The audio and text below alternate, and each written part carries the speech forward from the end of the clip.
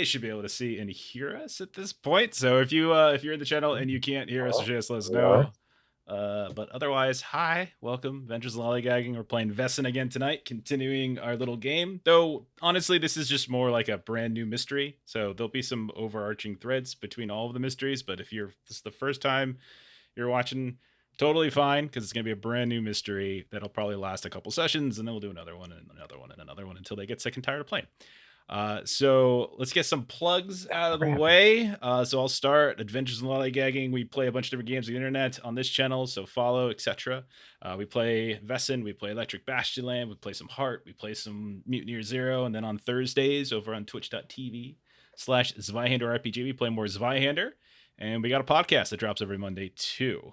I'll let Chuck do the Zine stuff, but let's just go across, and I'll go to Bert, so you can go tell us about your podcast. Sure. My podcast is Of Steam, Steel, and Murder, found at bluemagic.com, BLUMAGIK. 10 years worth of podcast recordings of actual play games. All kinds of fun stuff. Beautiful. Also, check out the Notorious DMG on Twitch. Yeah. For an awesome Shadowrun game. We've been having a lot of fun with that lately. It's really good. Yeah. All right, Chuck, go for it. Oh my gosh. Chuck, Defenders of Cobalt. We do Twitch stuff. But the important thing is we have a zine. Dan, do you have it with you tonight? Is it this one that's on the screen right here? That's blocking. That's blocking Bert's and Melissa's and Dan's. That is it. Whoever the hell else that other person is in the middle. I think it's Jeremy. It. Could it be that one? It could be that one. Yeah. So Dan dies at the end, named after the Dan in this very stream.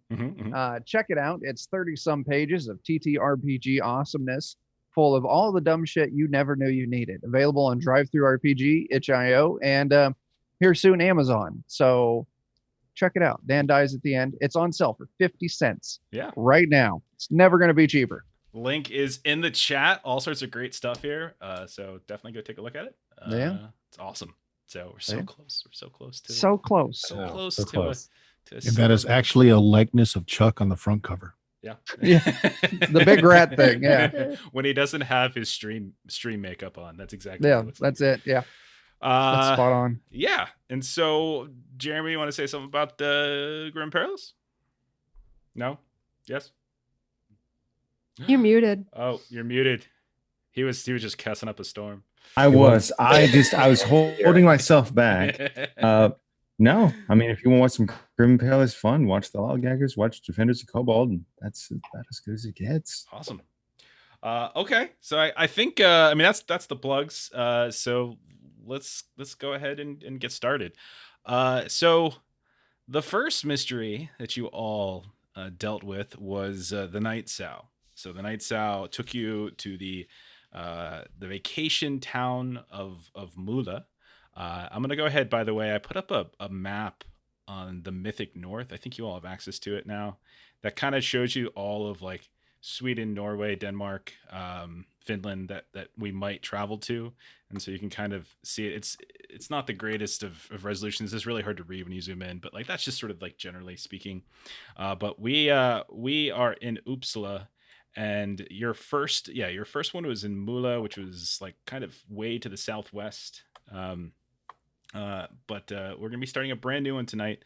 But we also were able to upgrade some of the castle, and so the Castle Gillenkreutz, which remember that you all were given control over it by Linnea Ethelklint, who this older former member of the society, who kind of bestowed stewardship of the castle onto you all, who are like the new generation.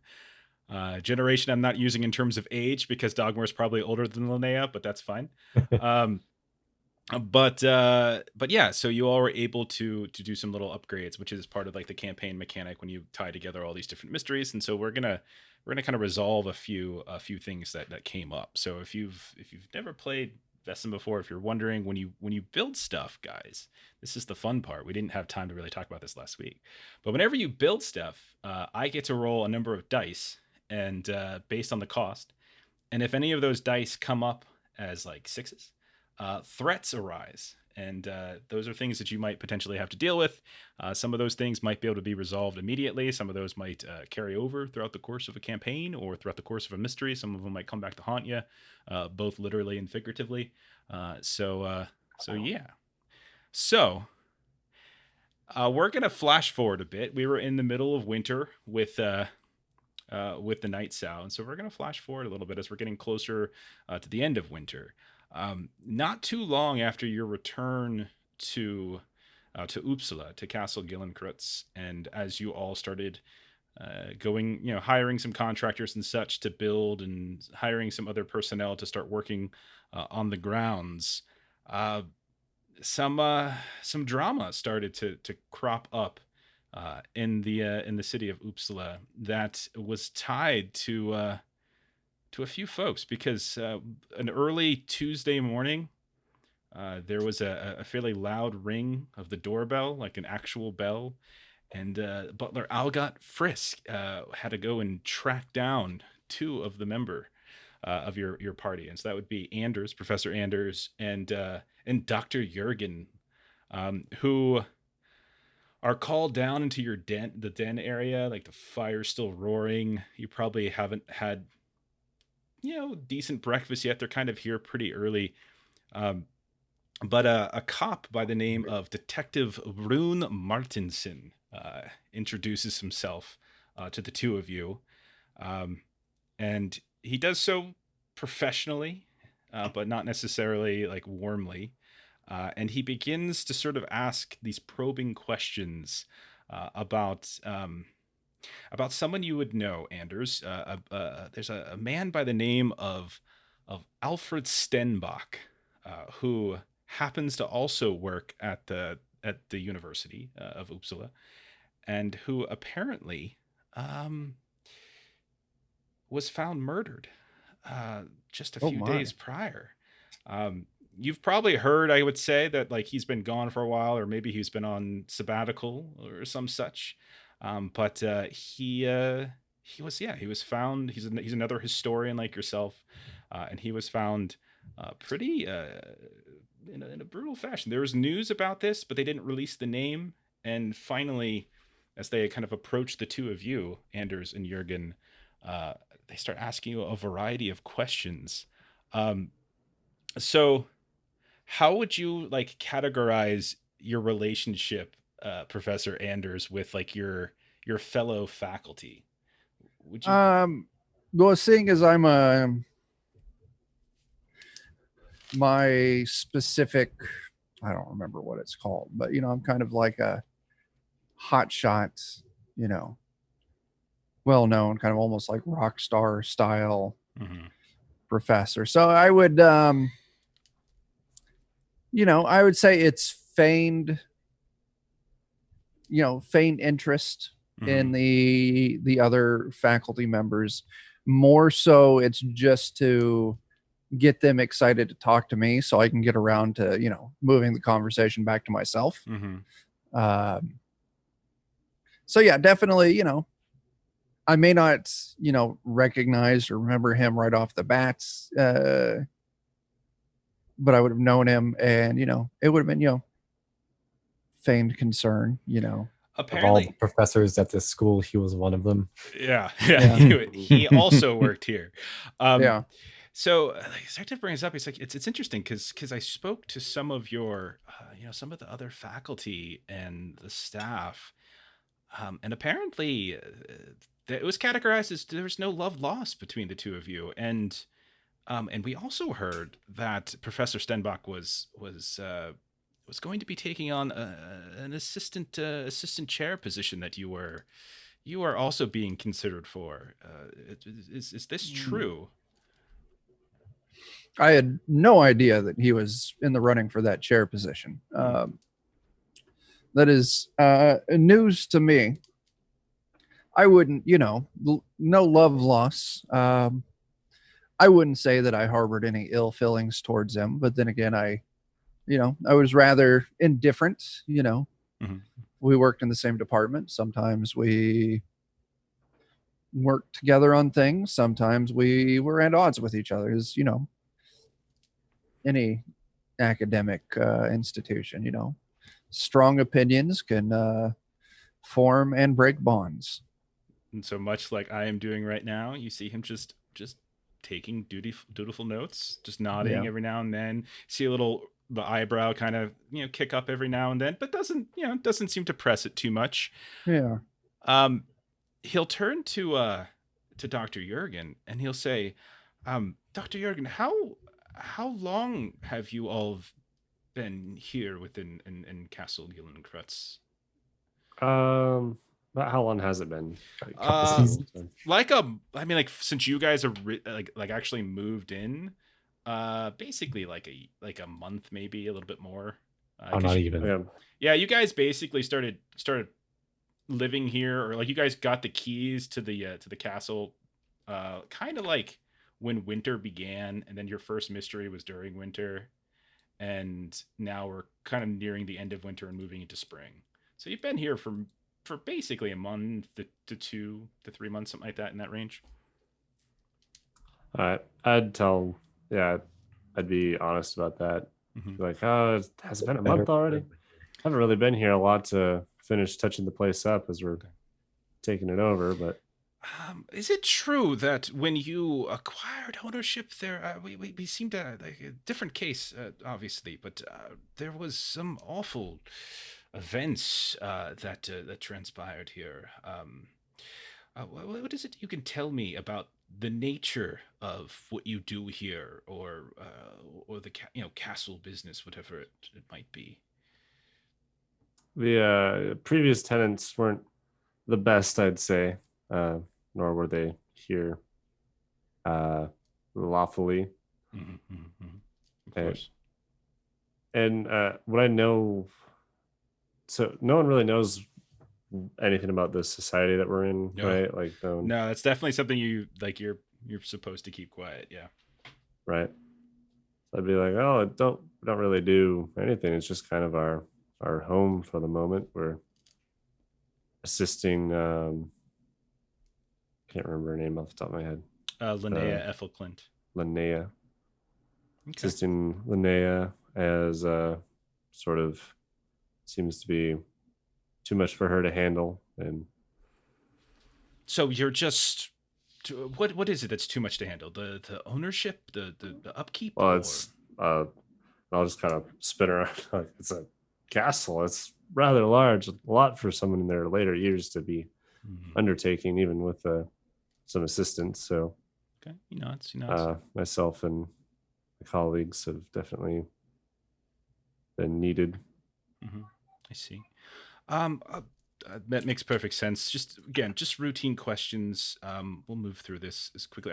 One more. Are you aware that you have 10 separate cases, or at least reports filed against you for medical malfeasance and or other types of malpractice? Is there anything you care to share?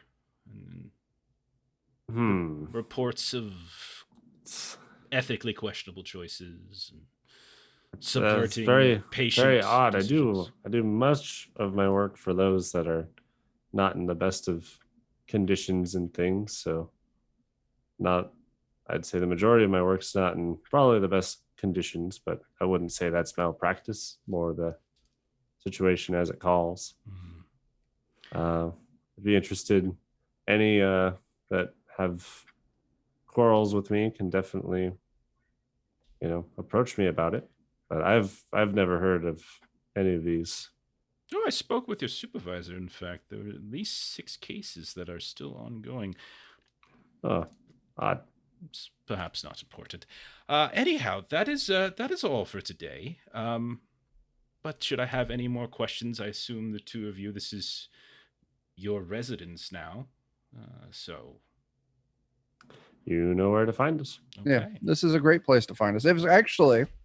If there's any assistance that we could provide to you, we have not a lot of resources at our disposal, but we're always happy to give assistance. Yeah, I only have 6. He's like, I appreciate the offer. I'm not sure the ethics behind allowing those who are persons of interest within an investigation to actually actively participate in that investigation. This is not some theatrical production. This is but thank you for the offer nonetheless, and enjoy your new home. Yes, thank you. And so he'll get up at that point, and you get the sense that he's not too impressed with the two of you yet, and he's a little suspicious of everything, but doesn't press the issue too much, and he departs. Good thing you didn't find me and my dogs. Okay. So you all roll. I rolled 3 different threats actually for you guys, so that's one. Why? The other, Gunnar, we mentioned this on the way out last time, is that you've been jonesing for a fix, and upon returning, you mean one of the major routes that you acquired your drugs was actually through Dr. Yürgan Leinbaldersön, in fact.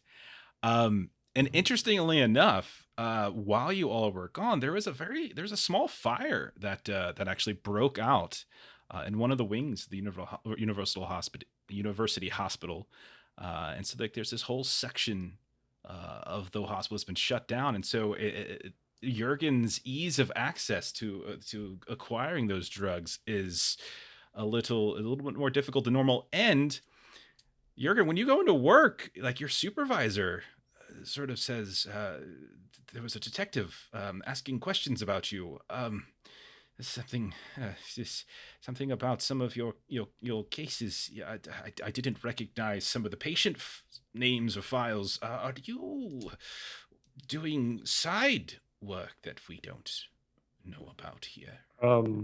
Not the no. Never. No, never. Okay. Me? Okay. Well, I think I wouldn't call it much work. Maybe people I come across are in need of help that I might know how to do, and that's where I'll leave it. I think it might be best if you just take a little time off and let this investigation, whatever it is that they think you might be involved in, just run its course, and your job will be waiting here for you.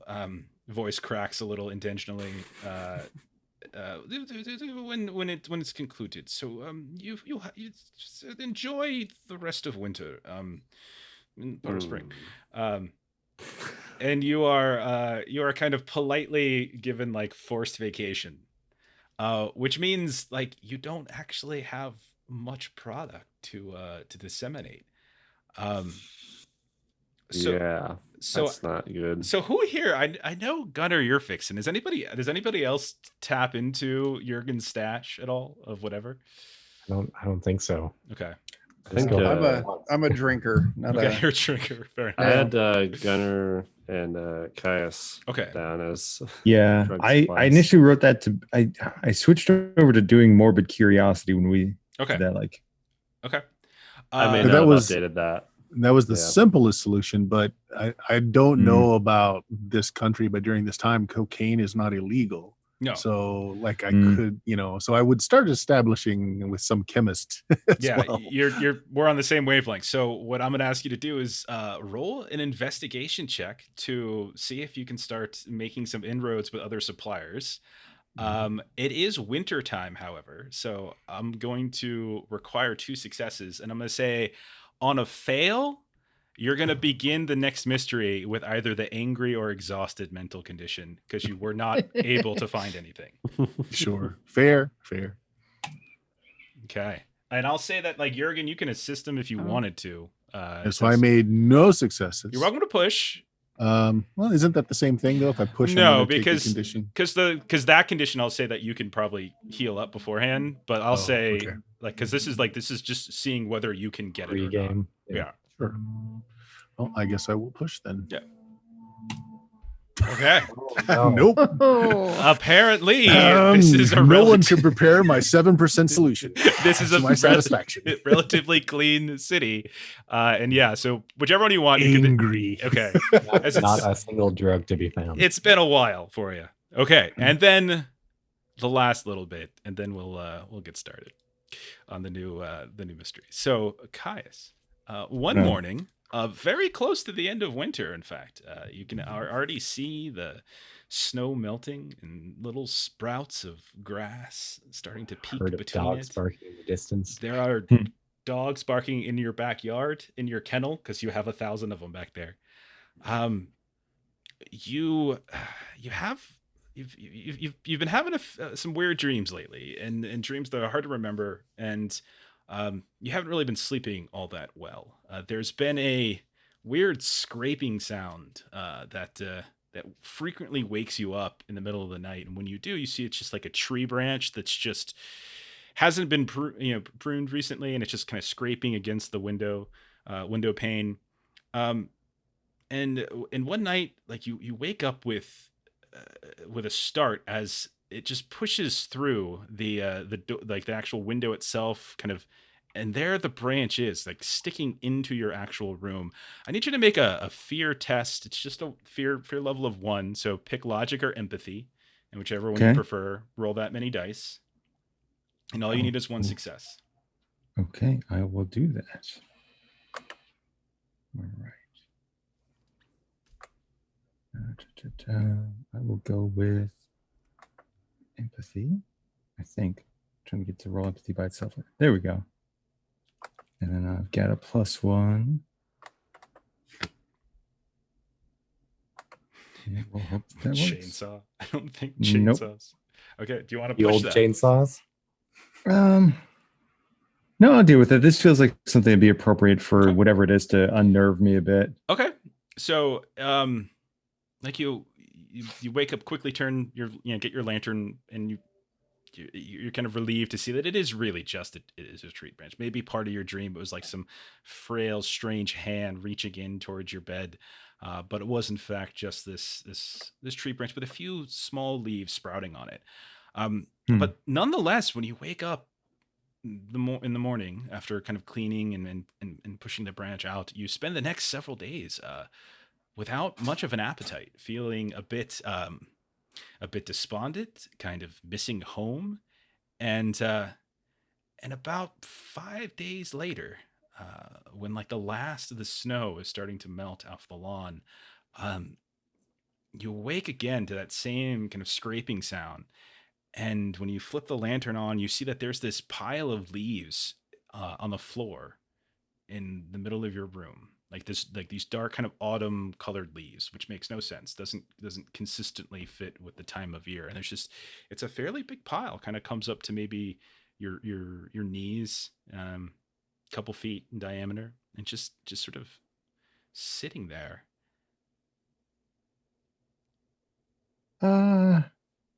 Okay. I will, after having a nice breakfast, just a little time to calm my nerves. I know normally you use automatic writing towards like investigation, but I feel like he would use it related to that. Okay. I think is what he would do. Just try and, he's having weird dreams. Now these like leaves are showing up in his room. Okay. I think he would go that route. All right. So you start kind of typing away. And when you, or handwriting away, I keep saying typing, when you handwrite away. And when you're done kind of writing, you realize it's less writing and more kind of like this strange sketch that you've made. It's you can see like the contours of the pile of leaves itself. And inside, you start to notice that you've started to shade a few different bits of leaves in such a way that the central like circle or oval has like these sort of very beautiful petals, and it starts to take on a recognizable shape. And when you kind of put the paper down and look down at the pile of leaves, you see the leaves are actually mimicking the exact same pattern as what's on your paper. And then as you're staring at it, it starts to whirl, like the leaves start to move, like a gust of wind comes, it starts to move around. And you can see that as it kind of knocks the top level off, there, right kind of in the center of this circle now of leaves, like the top taken off, there is this kind of greenish, brownish, small child just like crying away. But you can't hear anything. It's just like, just there, it's crying, it's got eyes, it's got legs, it's got this like kind of bark like umbilical cord coming out of its belly, and you can see that it's crying, but it's not, but you can't hear anything. Oh my. Okay. I don't really know what to make of that. Kind of double check my room again, just in case, before I go talk to anybody else about this. In fact, I'll probably spend a good bit of that day debating whether or not I should share this with anybody. Mm-hmm. Okay. And so at some point you probably leave, and when you return, the pile is gone. Like the child is gone. There's like these stains on the ground where like wet leaves might have been recently, but you see no sign of anything else. Like it's all gone, and you still continue to hear that weird scrape against your window. Oh boy. And that is the Great. state. And that is the state you are in. Yeah. When you hear Algot Frisk calling all of you down, ringing the bell, trying to get everyone's attention down to the dining hall. So you come plopping down the stairs. And you see Gutter with an angry look on his face. Anders and Yürgan, Yürgan maybe looking sheepishly guilty, and then Dogmoore and Sigrid as well. And your butler, Algot Frisk, happy with the dogs. has like one of those little like kind of silver trays, and he puts it down and he pulls it off and he says, "This came for you today, sirs. I found it stabbed onto the front door." And so it's like this little folded up piece of yellow parchment. Who wants it? Who would reach out and take it?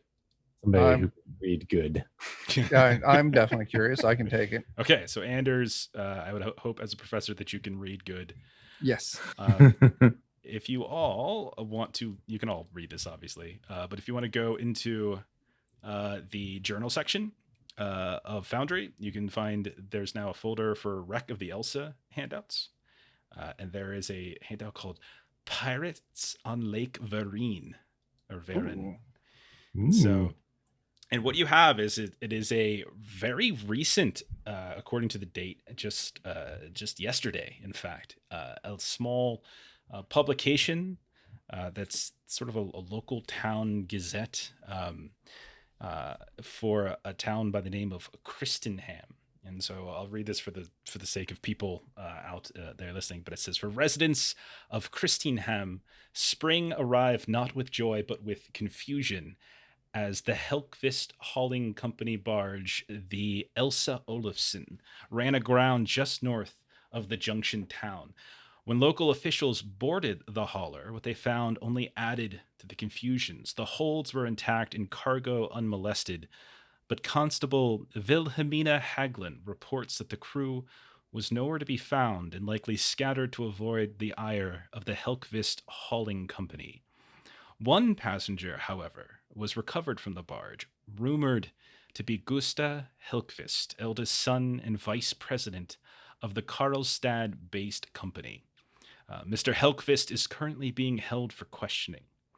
Other witnesses who prefer to remain anonymous claim that Constable Haglund is not being entirely honest, describing the hauler's decks as a, quote, monstrous bloodbath." And as you get to that line, Anders, you can see that line has been circled and underlined by whoever delivered specifically the monstrous part. Mm-hmm. Speculation runs rampant around the perpetrators of such horrors, and there are some in Christenham who worry the Dockland gang wars of Karlstad have now spread south along the coast of Lake Venern.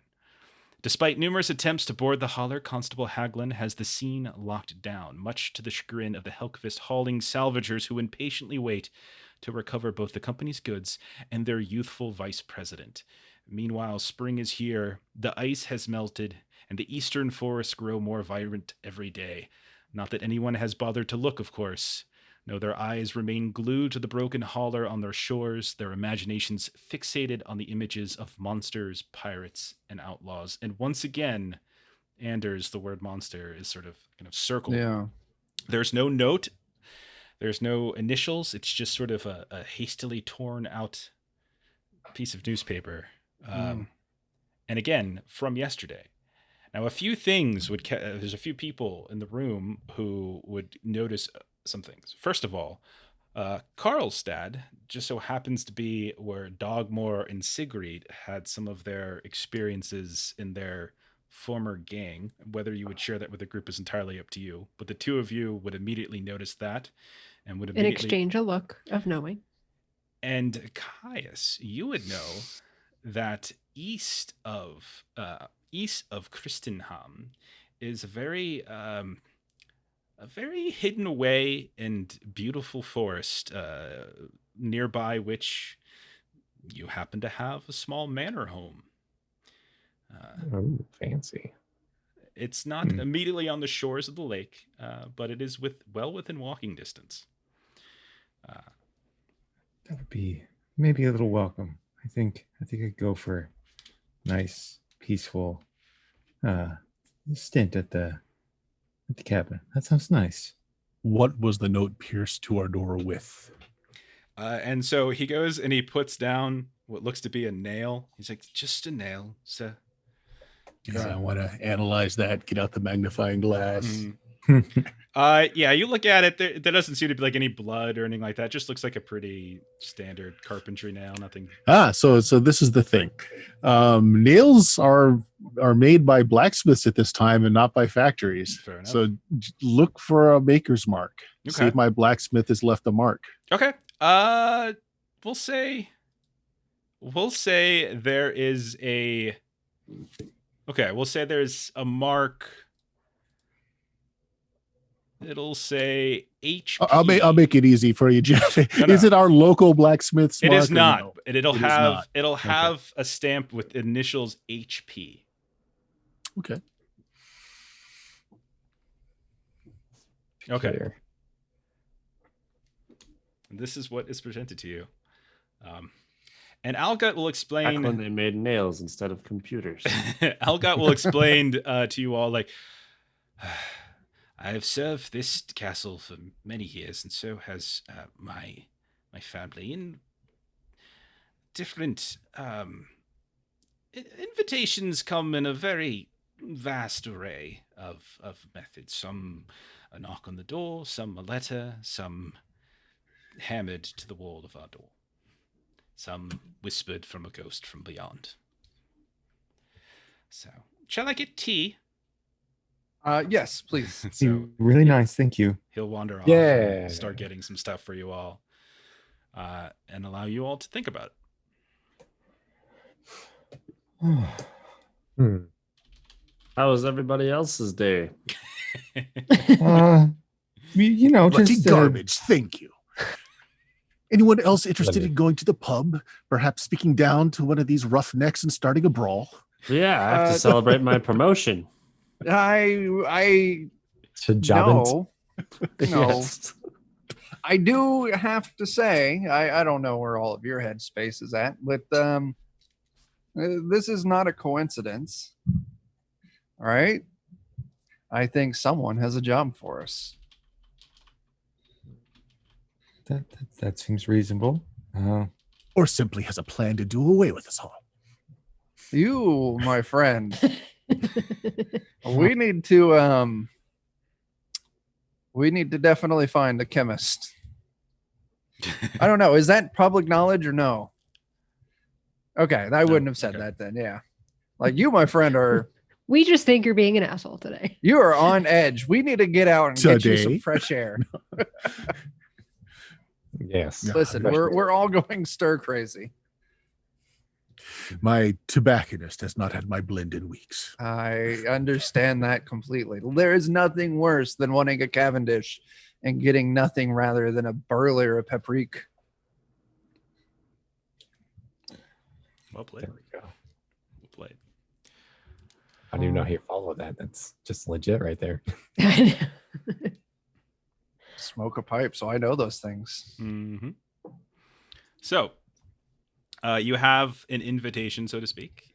You all would know Karlstad and Christingham aren't that far away. Yeah. Especially compared to Mula.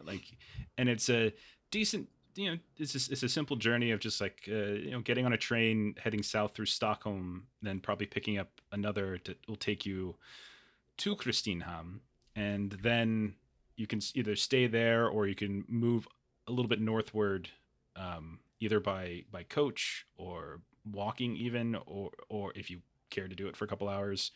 I'll go ahead and ping on the Mythic North map. So basically, Uppsala is around the first ping where I'm pinging now. Mm-hmm. And then you would know that right around here is right off the shores of Lake Vaesen is both the southeast, kind of the southeast shore is Kristenham, and then like the northeast shore is like Karlstad. And it's by horse, like an hour or two between, depending on the quality of horse and the quality of the day. And compared to Mula, it would take you not very long. So. Train ride? Listen, I'll put this simply. Our good doctor friend has some time off, and I am a person of interest in a murder. Being out of town for a little bit. Are you given the privilege to move about, being a suspicious character at the moment? He did not tell me not to go. Don't be tell. I do propose that we do a bit of research first. It I did us well the last I time. did. Let me head up to the library and I'll do some digging if you want to. I'll see if I can get some time off before we go. I think your secret has been shared. Oh, yeah. If it is early enough, I want to visit the local blacksmith and see if he knows the maker's mark. Okay. Yeah, you can definitely. I'll go out in the backyard and dig in the yard with the dogs. You can definitely do that. And if you Come, Watson. That's my basset hound. Very nice. I like it. Oh, I should name my dog. Yeah, you'll head over to a blacksmith. Probably not too far from where you are, because you guys are, strangely enough, like the castle, peculiarly enough, is in sort of like an industrial section, like a growing industrial section of town, and yeah, you're able to track down someone who kind of like looks at it a bit and looks at the initials, and they'll give you the name. They'll give you a name, like they don't know for sure, obviously, but they'll say if it's relatively local work. They'll reference someone by the name of Hampus Palmgren. Is his work good? It's not bad. You know, it's nothing. You know, they would. You know, they don't have a bad reputation. And what town does he ply his trade from? Karlstad specifically. That they works in one of the kind of the dockyards there, sort of for ship and boat repair, most commonly. Very good. Okay. So it seems like someone from the vicinity send us these details at least. Then let's see. Someone was going upstairs. So is there something in particular you're looking for? Because we have a library. Like you can kind of go through the library. Is there, what exactly are you looking to research? I would be looking in the library for any lore information that I might have in those two locations. Okay. Okay. Yeah. Lake Vaesen, there are numerous stories of folklore of certain serpents and such that reportedly swim around the lake here and there, but don't go to the shore. It's more kind of deep water. Yeah, deep water. There hasn't been like a report, like there doesn't seem to be any like specific reported cases from the society within the last like 100 years there, but the lore there does suggest that the lake is so large. It actually is one of the largest lakes in Europe. That there's definitely been speculation that there is something below the waters. Also, there's specifically mentioned of about a forested area that has surprisingly over the years remained intact when around it farmland has taken over and industry is now taken over in Kristenham, but yet there's this one small pocket of woodland area that just every time someone sent, a lumber crew, a woodworking crew is sent to take it down, it just they change their mind and they just leave. Oh. So those are the two things you would find that are like, folklore Vaesen, related, yeah, lesson okay. related. Other things you all feel like doing while you're in Uppsala. I assume that cabin, that's the estate where Aina stays. Yeah. Okay. Yeah. Well, Caius will be trying to calm himself after the weird dreams and that messed up way the morning started. He'll make himself feel better by basically like, going around gathering up a package of stuff to bring to his wife whenever they head that way. Okay. And I don't know how much or you've told everyone else about your marriage and who your wife. And I mean, everybody knows he's married and he's a very romantic individual. Mm-hmm. Okay. Anything else anyone wants to look into? It's before we move into prep phase. So I'm assuming no one saw the person nail this to our door. Our security is woefully inadequate. I don't think you guys actually have hired security yet. We have dogs that run the premises. You have kennels in the back. But no, unfortunately not. Sigrid is going to go find Dogmoore. Okay. And just sort of ask have you actually been back there lately? How are you feeling about going back to the old stomping grounds? And there are people I would choose to not see again. Yeah. Okay. Do we think this is going to be a problem, or are you okay with this, old man? I'll just try and lay low, maybe. Perhaps I'll put on a little mustache and some glasses. Yeah. Maybe when we're preparing to leave, we may want to give you a different look, maybe. Dogmoore specifically, that this isn't, Karlstad especially.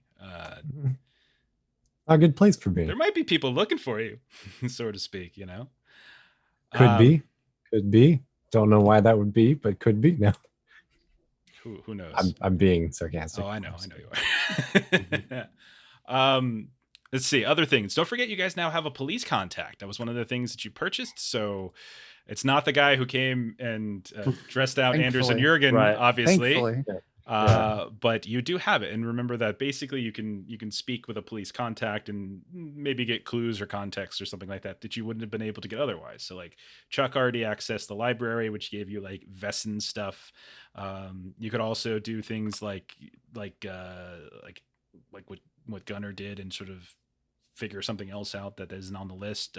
You could look up like local library, local archives, anything like that could potentially be stuff that you can do before leaving and sometimes collect clues like you did last time. Could I theoretically look up who would maybe report some medical malpractice to the police? Could you do that? Sure. Using the contact, you mean? Or without access to all of the medical files, which are in the hospital, which you're not allowed to go to right now, go ahead and roll an investigation test, but with a -1 modification. Okay.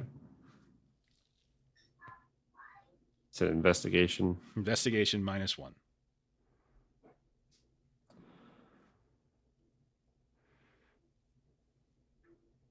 So let's see. So that'd be bonus -1. Yeah, just -1 when it does the pop up. Okay. You can push, but at this point we're right on the edge of leaving, so you would whatever. I want to push. Okay, then you're taking something, so you're going to take a mental condition, and this is going to stick. I'm going to take angry. Okay. Man, everyone's starting angry. I like it. Yeah. Okay. Out of success. All right. So we'll say that you managed to one night get into the hospital when the supervisor's gone. You get into the area that you might be able to access some of those records and things and go through some of the complaints. And they weren't lying. There are quite a few that have come in. Wonder why. Of note, there's a name, Ulla Magnusson, that pops up. Hmm. And with only one success, I'll say the name, while it sounds familiar, doesn't necessarily immediately come to mind. Maybe you're more of a faces type of person. Right. But I definitely want to record all of them and do my best to put all that back. Okay, no problem. Take anything with me. Yeah. Okay. All right. Who else is doing something? Yeah, I did my thing. We're completely recovered from before, correct? Right. Yeah.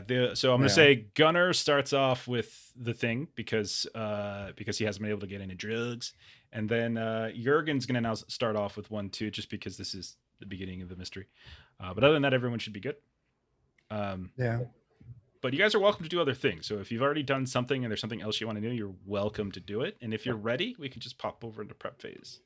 Would there be any kind of shipping lanes map that I could get for that lake? Okay. You can hit the archives, like local archives in Uppsala, and see what you can find. Yeah, like I don't know, like business register or something like that, or okay. The thought would be is I just want to see, you know, what would the path have been that this cargo ship would have taken through this lake. Okay. So in the process of looking that up, you get a little bit more info on the Helkvist Hauling Company. They have a tendency to ship across that lake, especially when the weathers allow, and since winter has been kind of slowly dwindling recently. You would learn that they likely came from like the western edge. So like I'll ping it for you, somewhere around there, and worked all the way across. More than likely they're going to Karlstad, because that is where they seem to have an outfit. They have like a kind of an enterprise there. This company has enterprises elsewhere, but definitely most there. likely. And Karlstad, you said that was the southeast? That's the northeast. I'm sorry, the northeast. You would also, in the process of doing so, learn from, like, if you're digging kind of deep, you would learn that they haven't been doing particularly well lately. And part of that seemed like some speculators seem to suggest it's because of their over-reliance on water lane traffic, like canals and rivers and lakes, whereas some of their competitors have started to move towards, you know, trains which are not as impacted by the seasons. But apparently the young up and coming VP has been pushing to make that change. Yeah. Okay. So we could. Oh, go ahead. Sigurd was going to try to kind of reach out to local contacts, kind of homeless working class folks, see if anybody's like worked for that company, kind of what they're like to work for, or what kind of what's it like to be on board their ships, that kind of thing. From what you know, they don't have an outfit here in Uppsala. They do in Stockholm, but not here. We could say that. Well, I mean, we'll say that maybe you can run across somebody, but they don't seem to have a negative reputation about being like to their employees or anything like that. From what you can tell, but there's not a lot to pull from in Uppsala. Yeah. Okay. Likely, if you were to actually inquire more in Karlstad, you might come up with more. I thought about potentially trying to leverage our police contact to see if they're aware of any other, odd, cases, missing persons, or, long-standing open cases in the area that might bear some similarity, or in some cases not. All right. So since you're the first person to pull on the police contact, what's the police contact's name? Oh no. Are we going with it being the same guy from the previous? Do we want Volmar Kant back? Okay. Yeah. I mean, Volmar was pretty cool. We'll say he somehow got promoted to Uppsala, I guess. So the maybe he got in good with Katarina Johnson's family, who is a wealthy and influential family, and by finding her, he was able to to move up in the world. Maybe his grandkids live in Uppsala. My good man, you work at a shithole. Let me help. So when you go to see him, Dogmoore, he's happy to see you. It's been a month. He hopes your new year and your revelry went well. He is still just getting used to things, so he doesn't necessarily have a great amount of contacts, but he can do a little bit of legwork for you.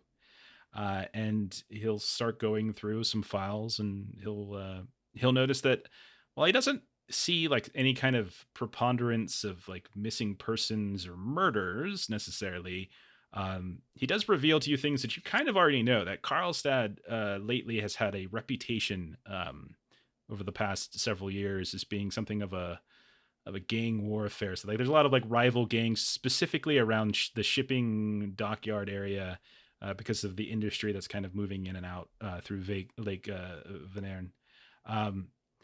But then he's like, "Oh, well, this might be of interest to you." And he says, "There's apparently there's a new alpha dog in town when it comes to gangs. There's a place called a group called the Regiment has started to be the top dog, shall we say." It's funny because you like dogs. And your name is Dogmoore. It's a good one. It's a good one. Yeah. You probably have like 20 years on him too. So, but yeah. So he references a gang called the Regiment. Just taking my notes here. Okay. Fair enough. Okay. Anything else you guys looking to do in Uppsala, or should we? Well, I want to hang on to the letter. Sure. Is the paper nice, or is it just like easy bond? Is it someone's nice stationery? It's a newspaper cutout. Oh, it's just a newspaper. Yeah, cutout. I just typed it up because it's easier to read. Does it happen to say anywhere on it which newspaper? It references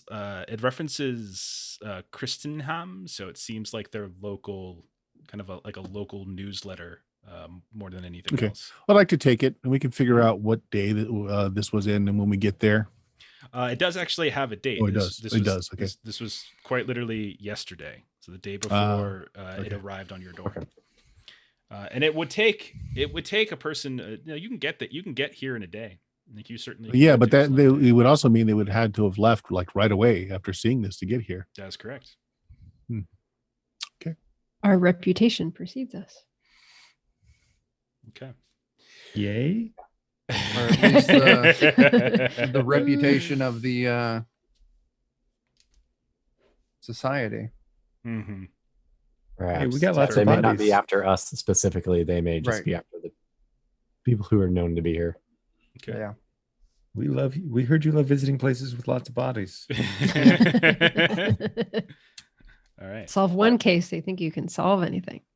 All right. So, Hopefully not all of them. are we ready to go shopping? Do our prep phase?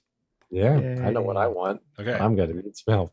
So you can pop over to the shopping and services page if you want to see everything kind of splayed out. And don't forget that all of the items and such you can drag and drop into your equipment now. All of you should only have like the one thing from last time. If any of you had multiple items that you acquired, only one of them you're able to keep. So now you can go back and buy new stuff. So remember that all of you have a resources score. And you have capital as well. So what you're doing is you're rolling your resources, that amount of dice, and for every 6 that you get, that is basically a point that you can then spend on stuff. So you can roll them all separately, and then you can kind of share successes. You can pool successes if you want, whatever it is you want to try to do. Looks like Chuck's got 2. Nailed So it, we're guys. rolling resources. Yeah, roll a number of d6 equal to your resources. And I But added. there's no button. Okay. There is a There's button. no button. You can There actually is. put Oh, the there is? text for the button. Nice, I did not know that. Yep. Where it says resources. Oh, That is cool. Okay, All right. Are we? I would presume we're pooling. nothing. Yeah, because I need an elegant disguise kit. So Melissa's no, Bert's no. Puts us at Who am I 5. missing? I feel like I'm missing somebody. No, there's only 5 of us, right? Okay, dang it. Yeah. Okay, so And I total rolled of 5. manually. So Yeah. total of 5. Now, don't forget you also have capital, which is refreshed because it's the start of a new adventure. And capital, you can, for every point of capital that you burn, it's a finite number for the mystery only. So like you would temporarily move it down just for the course of this mystery, but that is effectively another success. I am missing my capital score. Let me. So Well, should we talk about what we would like to have? Yeah. This time. Elegant disguise. Do you remember your living standards, Chuck? I've got my PDF. I'm gonna pull it up. I have it up right here if you want to just. Oh, okay. Yeah. If you got it. Yeah. What's your living standards? Like middle class, financially stable, well off? Let's see. I'm socialite. Middle. Nope. That says middle aged. No, I don't have that. Okay. I've got my link to my character sheet. I'll just open that up real quick. It says resources 4, so that should be financially stable. So you have a capital of 2. Okay. I want to reserve one of my capital just in case we need it while we're out there. So I'll throw in Y capital and put us at 6. I will also throw in a capital. So that puts us at 7. Okay. I'll reserve 2. That's a good idea. Mm-hmm. Caius recently had a windfall from one of his books. Has sold very well recently. So what's the name of that book there, Jeremy? I think that's going to be like the first one was The Red Heart, and the second book is The Wolf, the Ram, and the Hart. I like it. That's heart, Hart, no E. Right, like a deer, basically. Right. Yep. I knew. I just so- wanted them to know too. We're going to be near a large, deep body of water this time. Yes. What might we need? Caius, how much were you wanting to throw stuff in? So I got 1 off my roll, and then I'll put another 8 in there. So wow. Holy Caius is giving the team Wow. 9 points to work with. That's All right. 15. I'm not going to be Yeah. any help to you in the field, but I will help you be well I supplied. have 15 resources to spend. Oh, I just noticed simple bandages and medical equipment are required to do medicine. So Well, we need some to of that. stock up. Yeah. I have a doctor's bag though, which I think counts as that. Yeah, you were basically a heal bot last week. Yeah. All right. I'm not worried about armor. I am not. The availability, that's the cost of it, right? That's correct. Yep. Maybe some guns. I don't know. That could be expensive. That's Maybe why I not put a that lot much of money guns. into it. Yeah. I'm not lying. I would almost enjoy it. Actually, no, Caius doesn't want a gun. Who's he kidding? But Mhm. I see something that we really could have used and saved us some time the first time. A map book. Yeah. Mm. yeah. 2 points. For what it's worth, if we got a gun, we have a workshop, which you could say that you got like a well-maintained gun. That's true. Yeah. So one of the other upgrades you got, if you look in the like actor section, I have that Castle Gillenkrantz. But you got a facility, the workshop, which allows you all. The advantage is the thing you can do during the journey, but it means you can say that one of your weapons that if you decide to acquire a weapon, or if you choose to acquire a tool, can be well maintained, which is just basically an extra boost. Okay. So we have to remember at the end of the session to write down what we do, so we each get an extra XP. A crowbar might be useful. Mhm. I agree with that. So, Dogmoore, you said you needed an elegant disguise kit. Yeah, for reasons. Would a regular disguise kit work? It could be. I was going for that extra bonus of being able to sneak with it. I don't know. I'm okay with it if the group's okay with it. Sigurd would definitely support Okay. need. Then yeah, I got an elegant disguise kit. Okay. A crowbar, I think, is a great idea. A weapon My and a tool. manipulation is a lot higher than my stealth. So Another 4 resources to add to the pool too. Oh, you're going to add 4 more? Yep. All right, So I that puts rolled us at 2 and 19. I'll bank 3. Also, don't forget that Yes. we have a banker, so somebody could actually take the +2 from the banker if you wanted. Again, roll 2 more d6s basically if you want to. That also can be saved and used later in a scene. So if you don't want to do it now, Let's you can save do it. it later. No, save that one. What do we think about something like a hurricane lamp? Yeah, I was thinking that was some just light thinking about tinderbox that, and hurricane lamp actually gives a better bonus for the same price. Okay. So H lamp, that is just one. Just one. Mhm. Cheap. How big is a hurricane lamp? Is it large enough? I don't know. We should be okay with one. I mean, as long as you're together when it's dark, Yeah. I would imagine one's fine. I mean, it's not like one of us ever goes running off on their own. Ever. Never happens. No. Never happens. Why would we do that? All right. I'm I going to don't put us know. down for one. How about we that already map got- book? I've already got Wait. the map book. Okay. I've got Which map stairs book, at Dogmoore. elegant One. disguise, crowbar, hurricane lamp. Did we need to pick up medical supplies, or did you have that, Joe? Well, I think we should have a surplus of that. Okay. I'm I gonna go have ahead. I have like a doctor's bag that just says I'm able to do my medicine checks with it. It doesn't say anything about like charges or whatever. Okay. Let's go ahead and get some. It doesn't hurt to have more. In case somebody else on the team needs to make an attempt Yeah. or something. Like, heaven So- forbid the doctor is the one who's hurt. I'm gonna Oh. get It's like Saving Private Ryan. how many things of simple bandages should we get? 2? Yeah, with his doctor's bag, that seems reasonable. So that's 2. Did we need to get medical equipment? Do you have to have the two of them, wasn't it? It just says required for medicine. I think that probably covers what Joe has. Okay. Yeah. Oh, okay. I see. Okay. We I have don't to worry about provisions this time. So you do know that like there's going to be two towns. So you know that Karlstad is a little bit bigger, and then Kristenheim, while not as big as Karlstad, is still not no slouch necessarily. So you have the ability to continue to do more shopping if necessary, and you have the ability to get places. You can stay somewhere and get and have like a living expenditure based upon your resource score. So you don't really have to worry about provisions unless you're like doing trekking out into the country. Mm-hmm. I'm going to throw a rope in there. Always need Makes some rope. sense. Yep. That puts us up at 10. What do you think about the rope ladder? I mean, a +3 is a hefty bonus for just another point. So technically, Okay. I Yeah. should point out, by the way, that you're not getting your travel isn't being paid for this time. Oh, Oh, Yeah. So Linnea So- gave you a free ride.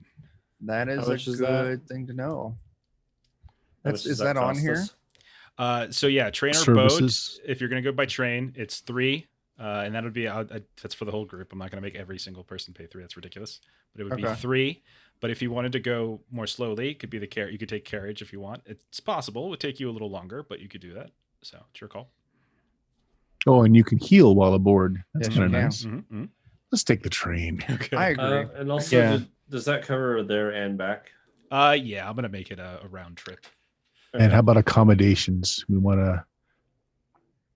oh, we need to stay somewhere. So accommodations, we'll use your resource score for that, basically. Okay. Caius is rich enough. Plus, I mean, Caius lives fairly close to the. Yeah, I literally have a cabin like right Okay. next to where this is happening. It's like an hour outside of Kristenheim, basically. Sounds like a great place for me to Okay. go and not leave. In case maybe there's somebody amidst our group that doesn't want to hang out near the gangs. And So- did we want to discuss weapons at all? Like, should Right, we take we're some at- guns? 13 right now. 13 out of 19. So we've got 6 left. If we're going to take a weapon, I would say we should take a firearm. I mean, a rifle costs the same amount as a pistol. You can't hide it very well, but it can be both a combat dice for the butt of it and also ranged combat. So But you can't really hide it. And we're going into a little more city again. Yeah. how about let's take a revolver. Caius just shudders a little bit. He's just so kind of heart. He's such a good person, is what he is. All right, we got 2 left. True. The best of people. Okay. 2 left. 2 left. I'm not. We've all got a weapon of some form now. We also have our dogs. Mm-hmm. Do we want anything stealthy like a poison or something like that? Just remember the dogs is only close combat, so like it won't actually benefit your pistol shots or your rifle Right. shots or anything. Absolutely. Dogs are my only weapon. Serviced in establishments. I don't know. It's either going to be, I'm thinking either equipment or the secondary equipment line. I don't think we need a camera. We don't need writing utensils. We got bandages. We don't need an instrument. Yeah, like the items that we got at character creation, those stay with us, right? Absolutely. Yes. Yeah. Unless Okay. for some reason you've lost them, they will stay with you. Yeah. Yeah. So I already have a camera. Okay. But a compass. I was points. thinking about that. That way it would go with our map book. So I think what compass does actually is it allows you to, instead of doing, when you go to actually roll to try to find stuff, like when you're trying to navigate, you actually can use your learning skill. So if somebody has a very high learning skill, having a compass makes it a lot easier. Whereas map book gives you the flexibility of using investigation or learning. Like you can use either or. So they overlap. We don't need both. I don't see any reason why you couldn't use both. You can definitely use both, but I think the compass wouldn't work if you were to use investigation. It would only work for the learning roll. Not to be impolite. Yes. Does anybody already have lockpicks? Because this seems like I do. Okay. Yeah. Well, and Actually, hold on a second. Let me. as I have, just personally from Chuck, having a set of lock picks is great, but trying to pick an unfamiliar lock can take a long time. Oh yeah, I do. I started with that. So. Yeah, it also depends on the condition of the lock too. Mm-hmm. Whereas a crowbar Works most of the time. quick, easy, a little loud. Everyone's going to know you were in there, but Right. we have lock picks, so yeah. There might be a bonus for doing this without anyone knowing that you did it, though. Well, like I said, Gunner has lock picks. Just making a Shadowrun joke. Yeah. I mean, we're dealing like with an actual company and stuff. There's a chance that maybe discretion might be nice. Perhaps the lines instead.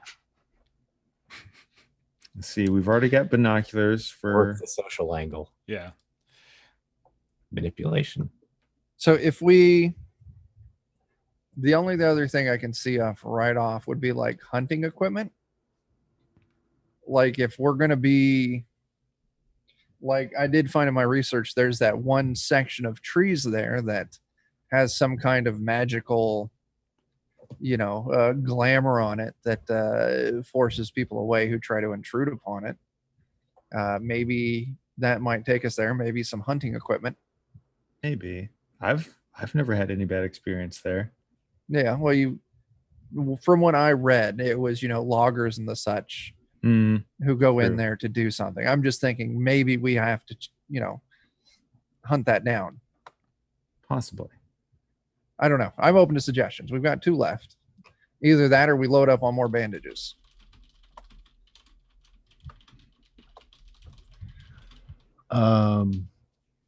Actually, I have a thought. Since we're taking a train, if we buy some alcohol, those of us that are starting with mental conditions can have some drinking camaraderie, which would lower that, right? Yeah. Not against that. We can do that. I would gladly donate to a bottle of spirits on our journey there. All right. Sounds like a win. We're going to buy 2 bottles of booze. Okay. Perfect. That's the way any proper investigations should start. Just liquor it up before you get there. Very cool. We're professionals. Okay.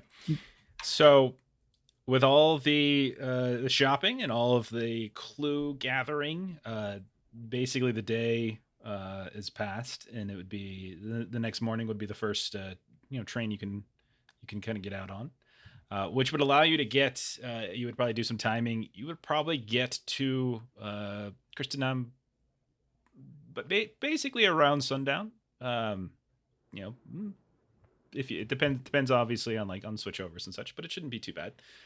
But yeah, you all can pop on the train and off we go. Now, unlike your last trip, this one is actually not as kind of cold and sort of depressing as the previous ones, because as you're traveling by, like, you're noticing it's springtime, right? The trees are once again showing their color, right? There's like the snow and the ice has melted. The rivers and streams that you pass over on these small bridges are flowing with water once more, and you're seeing that a lot of the hedgerows and such that you pass by the roads or waiting at the train post are blooming at this point with colorful flowers. Nature so untidy. And you get to travel through Stockholm as well, as you get to take your train through Stockholm a bit, as it's the most, well, not the most direct route, it's the fastest route. Now, don't forget that during this journey phase, you all get to do you get to collect your advantages, and so you're basically telling me, what are you doing throughout the course of the next day, as you're either A, waiting around to get on the train in the morning, B, on the train from Uppsala to Stockholm, C, for the hour or so you have in Stockholm before the train departs once more, or from Stockholm itself to Kristinehamn. And there's all sorts of these small stops along the way, and you're passing by other lakes and forests, and there's an abundance of people on the train as everyone's moving about, excited for the new kind of the new spring, to kind of move out of their homes and out of the cities and get the travel done that they needed to get traveling. So, and remember that an advantage is something you can pull on once per session during the course of a mystery. So, who wants to do something during the travel? I think I'll kind of follow suit on what I did last time. Okay. Where I just want to, I want to find on the train, in the drinking car or the dining car, find, someone who looks, find someone from the town we're going to. Mm-hmm. Last time I was looking more specifically for myths and stuff like that. I just want to see if I can find someone who kind of knows the who is in that town. Okay. Like last time we had a hard time figuring out who the constable was, Okay. who the big names in the town are, the people we could possibly go lean on to get help. Yeah. When you say town, do you have a preference between Kristinehamn and Karlstad? I would say Karlstad. Okay. And that would be quite easy to find, actually, as there are a number of people who are making that connection. So you can go ahead and put down as your advantage, spoke with Karlstad locals. Now, the only limitation with the advantage is that you have to use it. When you use it, you have to use it for a different skill than you used it in the first mystery. So if, like, in the first mystery, you used it for like inspiration or whatever, this time you can't use inspiration. You have to use something else. But you can still write down spoke with local Karlstadians. Okay. And you can pull on that at any point during the mystery where you think it would be useful, and you get your +2 for it. Cool. Okay, who else? I'm going to check the newspaper. Sorry. I'm going to check the newspaper in Stockholm. Okay. Thinking Stockholm being a bigger city, they might have a little bit more business news. Okay. In the newspaper, so I'm looking for something on the company. There is so you do the news of this strange occurrence in Lake Vaesen for the Helkvist Hauling Company is definitely all over the headlines. You can go ahead and mark that down, as you've learned a little bit of the tabloid nature to get some rumors and such about the company. So just go ahead and write that down as your advantage. Okay. Gunnar, what do you got? I also was going to do something in newspapers, but a little differently. Okay. I am going to collect old newspapers from the trains that have been left behind and in the stations to get a backlog of as far back as I can. But I'm trying to assemble at least a month. Okay. To see if there are any trends, local stories, get an idea of what's considered to be news in the area. Okay. Get an idea of who the writers are. All right. So you're able to collect quite a few. So I want to be able to use it to get an idea of the tone of the place and what kind of news do they consider news? Like, are they a sensationalist place, or do they have pretty straightforward, informative news? Just that helps to figure the character of the town.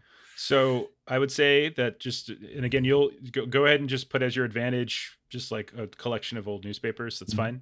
And I would say you would from what you're able to glean, the little bit of reading you do throughout the course of your travels, you can definitely tell that Kristenheim tends to go more towards the kind of local gossipy mag, and Karlstad seems to be a little bit more professional and seems to focus a lot on industry. Okay. Good to know. All right, who's next? I'm planning to practice my disguise work and attempting to become Rubatega. Okay, Rubatega. I'm writing this down. Dogmoore Wonderful. is Rubatega. So what does Rubatega look like? As like, what's the difference? So what are the changes that you've made to your appearance? I got some fancier clothes, which will hopefully, separate me from my poor self that I normally am. Okay. Little hat and fancier outfit, little pants, not rags anymore. So, got to try and, shoulder up a little bit and walk a little more upright. Okay. Change the posture. Yeah, you would definitely notice that you're not getting the kind of the glares that Dogmoore frequently gets when somebody happens and you happen to sit down next to them. They're like, "Oh God, not this guy sitting next to me." You're not really getting that anymore. It seems to be it definitely is making you come across as a slightly higher in the terms of the social hierarchy, the social class hierarchy. So so finally takes someone up on the offer for a haircut. Does that maybe finally happen? Nice. Yeah. I gotta do that in real life too. Okay. So put something like, practice disguise or something like that. Wonderful. Or what's it called? Mission Impossible did a bit. All right. Okay. Awesome. So Joe and Jeremy, what do you guys got? So, go ahead. What I was going to do was try and see what good places to stay there. Like try and look ahead and see what options we'd have for housing. Okay. And then potentially what options I'd have to restock some supplies if I'm in town. Okay. Sure. So you do a little gossiping, similar to what maybe Anders was doing and trying to get a lay of the land. You would hear that Kristenham has kind of like one decent, one sort of decent place to stay, like hotel, motel. It's not particularly fancy, but they call it the Floundering Lad. So there's that. I'd probably be more interested in places like not to go. Okay, not to go. There. Okay, and for that, there's nowhere in Kristenham that seems to be like terribly thought of. But when you start talking to Karlstad, there is a specific bar down by the docks, this little area by the docks that is apparently people don't go there anymore unless you know an inn, and it's a place called the Rustwater. It's a dockside bar, rumored to be the headquarters for the regiment. Took a shower as your disguise. Nice. Yeah. And a shave. Okay. So go ahead and you could just put like knows where to avoid. Right. Caius. I think, Caius is a sap and isn't really focusing on the most productive thing. But if Dogmoore wanted some assistance in writing up a background for Rubatega, he actually asked for Dogmoore to help him kind of, he's got this awesome new like Greater Swiss Mountain Dog. Because of course Caius goes and buys like the most expensive dog you can get, like naturally. But he doesn't know what to do with it, and he realizes he's about to take it home, and he wants to look like he actually knows what he's doing with this dog when he sees his wife. So if you could help me learn how to actually, make this dog listen to me, that'd be great. We'll get that dog trained right up. Okay. You're awesome. All right. So dog training. Just put down dog training. Yes. Yeah. So anytime you go to use those dogs for something, maybe you'll get a little bonus for it. Okay. Wonderful. So that's everybody. And unlike your travel to Mula, everything kind of runs on time. There's no delays here or there. Now, would you all have wanted to go to Kristenham? What you know specifically is that the The barge that ran aground was just north of the town. And then, and that's like the southeast corner of the lake. And then the northeast corner of the lake, which is a couple hours further north, there would still probably be an extra hour and a half or so of train travel to go from one place to the other.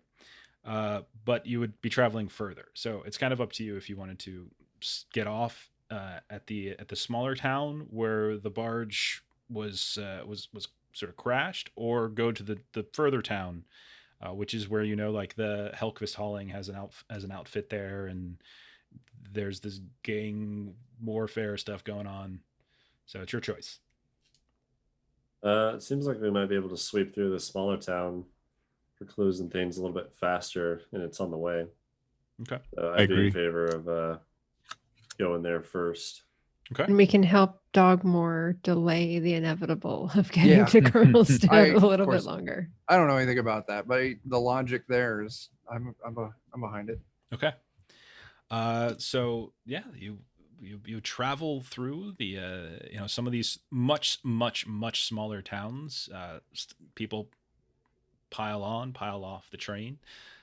There's just a general kinder tone to everybody as the sun is out and shining and the leaves are blooming, and everyone just sort of is smiling much more. Everyone's not frigid and cold and constantly tensing.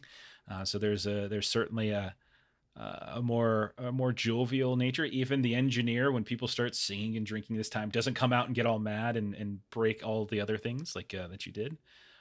Never fear, we'll make them be hapless. we're done with this. But just since you left, you basically left at the crack of dawn, and you arrive effectively by just before sunset. So like pretty much the whole day you spent. There was a little bit of time in Stockholm where you had to kind of wait around as certain cars were getting affixed, but since then it's mostly just been starts and stops, and you arrive with not much light left in the day in the town of Kristenhamn. Now it's not in terms of size, it's not too dissimilar to Mula, and you would imagine that there's probably maybe it's a little bit bigger and a little bit more static. It doesn't seem to really be any kind of resort town. Everything seems to be more building up.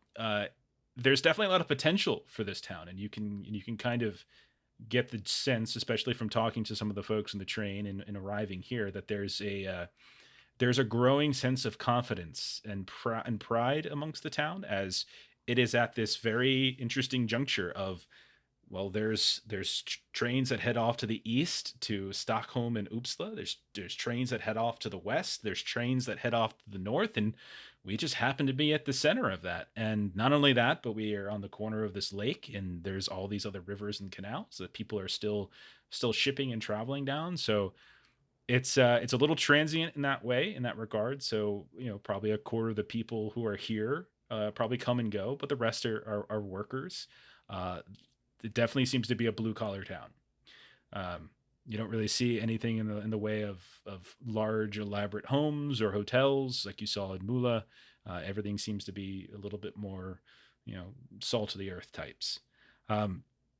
Caius, you would know that in order to get to your home, if that's your desire, it would likely take you about an hour east. A little longer if you were to try to walk, but if you were to acquire the services of horses or something like that, you could definitely get there in maybe 45 minutes or so, versus maybe like an hour, depending on everything. There's no real road necessarily that goes directly to your home, but there are roads that certainly connect some of the villager homes that live outside of kind of the main thoroughfare area. So you'll have some of the road, and then there's a little bit of time where you'll be overland travel, little hilly. So it's not, so it'll probably tire a little bit, but not too bad. All right. I'll make sure to share that with everybody, because I'm sure we want to investigate things a little bit before nightfall, but just to be aware, if we're going to stay there, we need to let ourselves sometimes we're not stumbling in the dark. You would probably have about an hour's worth of time to look around if you want. Before nightfall, that's what I mean.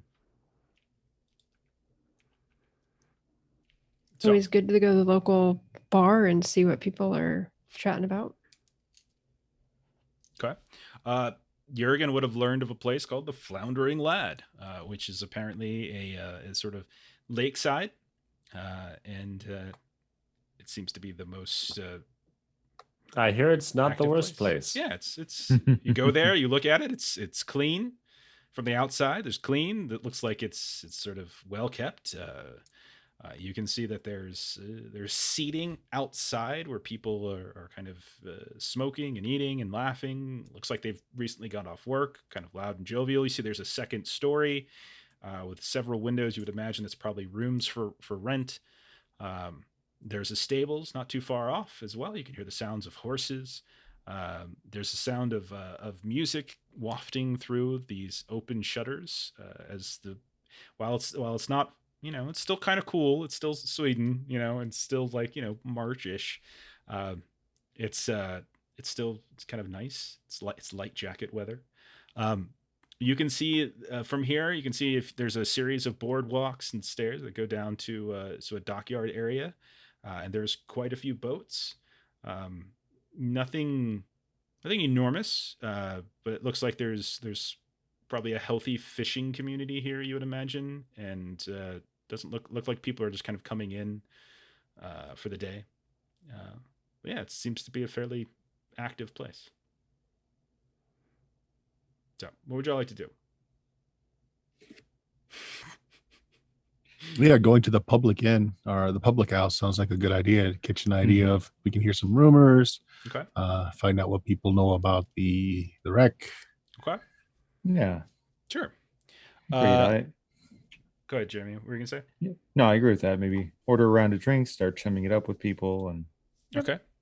So yeah, Take it a little more.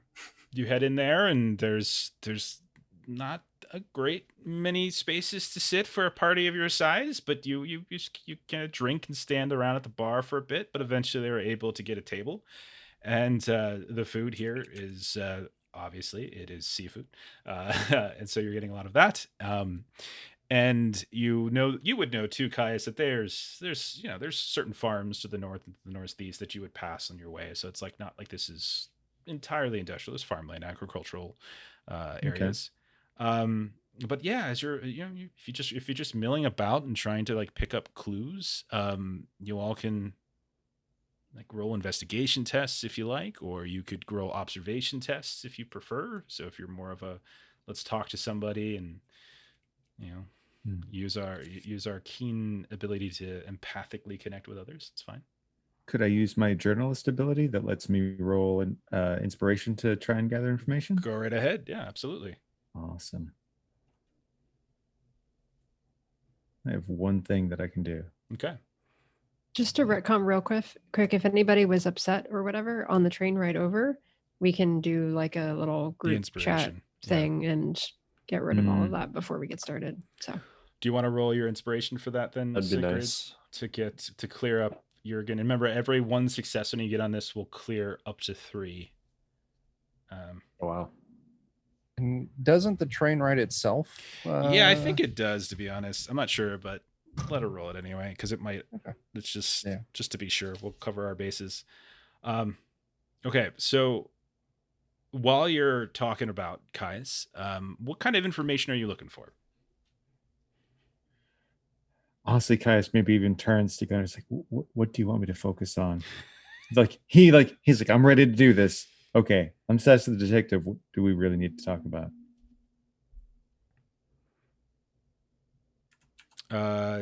So Gunnar, would you give Caius any guidance as he's asking about is there any particular interesting bits you're looking for? Actually, my tack would be to sit and observe for a while and to overhear things, and then when I find some group speaking of something of interest, insinuate myself. Okay. I mean, I may just play the role of like the guy who's slightly outside of his realm. It's like, oh my, what's happening here? I've heard such crazy things, and just see who bites. Okay. If I could give any advice to Caius, it would definitely be maybe, play it up like you're researching a future book. And murder in love on the high lake. Oh, I like that. I actually might use some of that. Yeah, who knows? Yeah. I've got thoughts for this new character named Rubatega. Oh, okay. Okay. Anyway, An that would be- unlikely investigator in a strange town. Okay. All right. So, as you're speaking and sort of talking and collecting little tidbits here and there, saying, you know, I'm a writer. I'm published to everybody. Some people might even recognize you vaguely. But He's not internet really. famous. Yeah, That's true.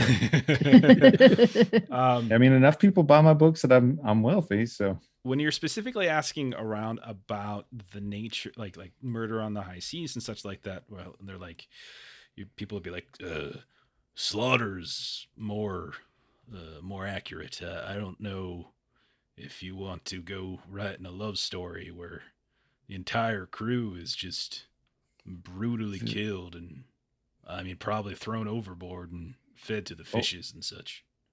Oh, I see. The whole crew.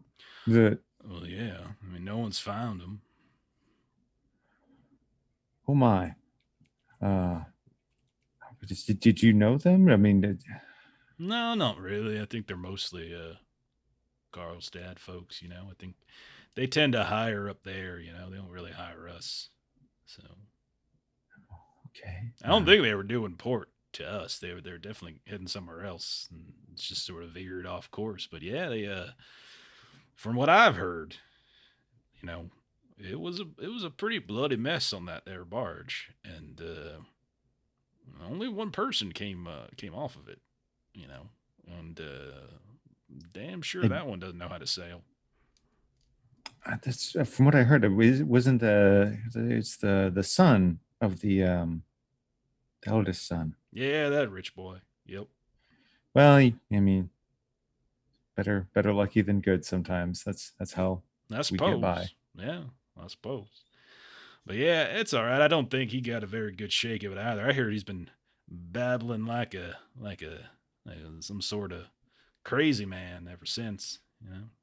Really? Yeah, I think so. I don't know. When like what? Any rumors like what sort of nonsense he's babbling about? Oh, I don't know for sure. You have to check with old Wilhelmina. She keeps him. Yeah, the constable. You would know her. Wilhelmina Haglin is the sort of like the local law. There's a jail and everything here, like a small one, mostly used just for drunk tanks and people who are getting nothing too fancy. But it, like I said, it's a little bit more advanced than Mole. But she won't let anyone see him. Those damn hauling company though sure as hell tried. I would imagine. Yeah, there's like a whole host of them out by the barge, just sitting there ready to strip the sucker down and whatnot. Okay. Yeah. Interesting. Well, thank you so much for your time. Next drink's on me, obviously. All right. Well, thank you. Have a good one. You too. Seemed again kind of a pleasant guy, you know. I mean, he was probably a little suspicious at first when you see you walk up because you probably dress a little nicer than everyone does, but like you're affable enough and it seems fine. Sigrid, I saw you roll a test earlier. It was like what was it? Observation. You got 2 successes on that. So what were you doing? What were you doing with that? Does anybody here look like local clergy folk? Yeah, you would. I mean, you can pretty much pick them out pretty easily. They've got the collar and everything. But there is, as do I. Yeah, there's a rat. So there's a person you can see, and they just like everybody else is sort of laughing and drinking, and they seem to be part of like everyone. Again, everyone just seems. Like there's tons of gossip going on, like between this, spring ending and like this crazy thing happened, but they're drinking away. Yeah. Okay. So I'll just join in and. Okay. So they introduce themselves eventually as you're kind of talking and laughing, and you would overhear, like, there's a lot of dark humor. You can definitely get the sense that this holy man, like there's talk about like the same things that Caius was overhearing, like it was pretty brutal, and apparently there were a couple like locals that found it and everything, and they had like a kid with them, and it was like horrifying and stuff, and but like they kind of laugh it off. They make like these really kind of dark jokes and everything, and that's fine. But yeah, they introduce themselves as Father Rav Ackerstrom.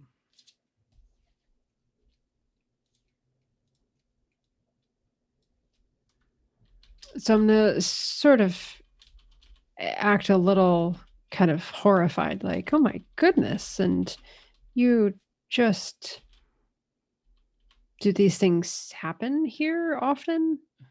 No, of course they don't happen here, but you don't gotta get your knickers in a twist. It's just, it's just the way of the world. It's, if it happens, if you can't laugh these things off, you're gonna end up causing yourself to go crazy, like that one fella, and you gotta laugh. That's just how it is. There's, if you've read your scripture, there's a whole host of awful things that have happened, and Indeed. why are we suddenly going to be all sensitive about it now? Well, I mean, different strokes, I suppose. Did you mean the VP that went a little the young one, the survivor? Yeah, he's yeah, I actually got to go see him. Yeah. That's the way in. Yeah. We have the secret handshake. Oh, that's one way to put it, yeah. But he's gone. He's gone. Like just babbling this and that. He's he's got the shakes. And so sure can't put a full sentence together.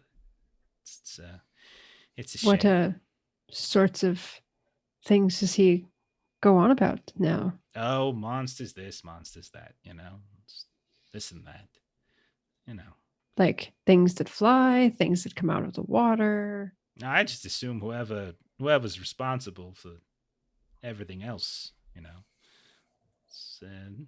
pirates, gangs, who knows? Maybe they hurt each other. Who knows? There's a lot of money and a lot of temporary employment with all the folks, coming down from Karlstad, and there's a lot of competition. It's not every day that a gang war makes someone talk of monsters and creatures, though. Well, I'm not talking monsters like real monsters. I mean monsters like the figurative sense, like the folks who did this. They're of course they're monsters. Oh, that's what he meant too? What else did you think he means? I don't know. I mean, listen, I'm a believer, but I'm not that much of a believer. I think you kind of reel back a little bit. That's just not the way of the world, Well, everyone on ships has heard tales of creatures and such out in the deep. They're just stories, just to pass the time. You ever been on a ship for a long period of time? No, I have not. But it can be very boring.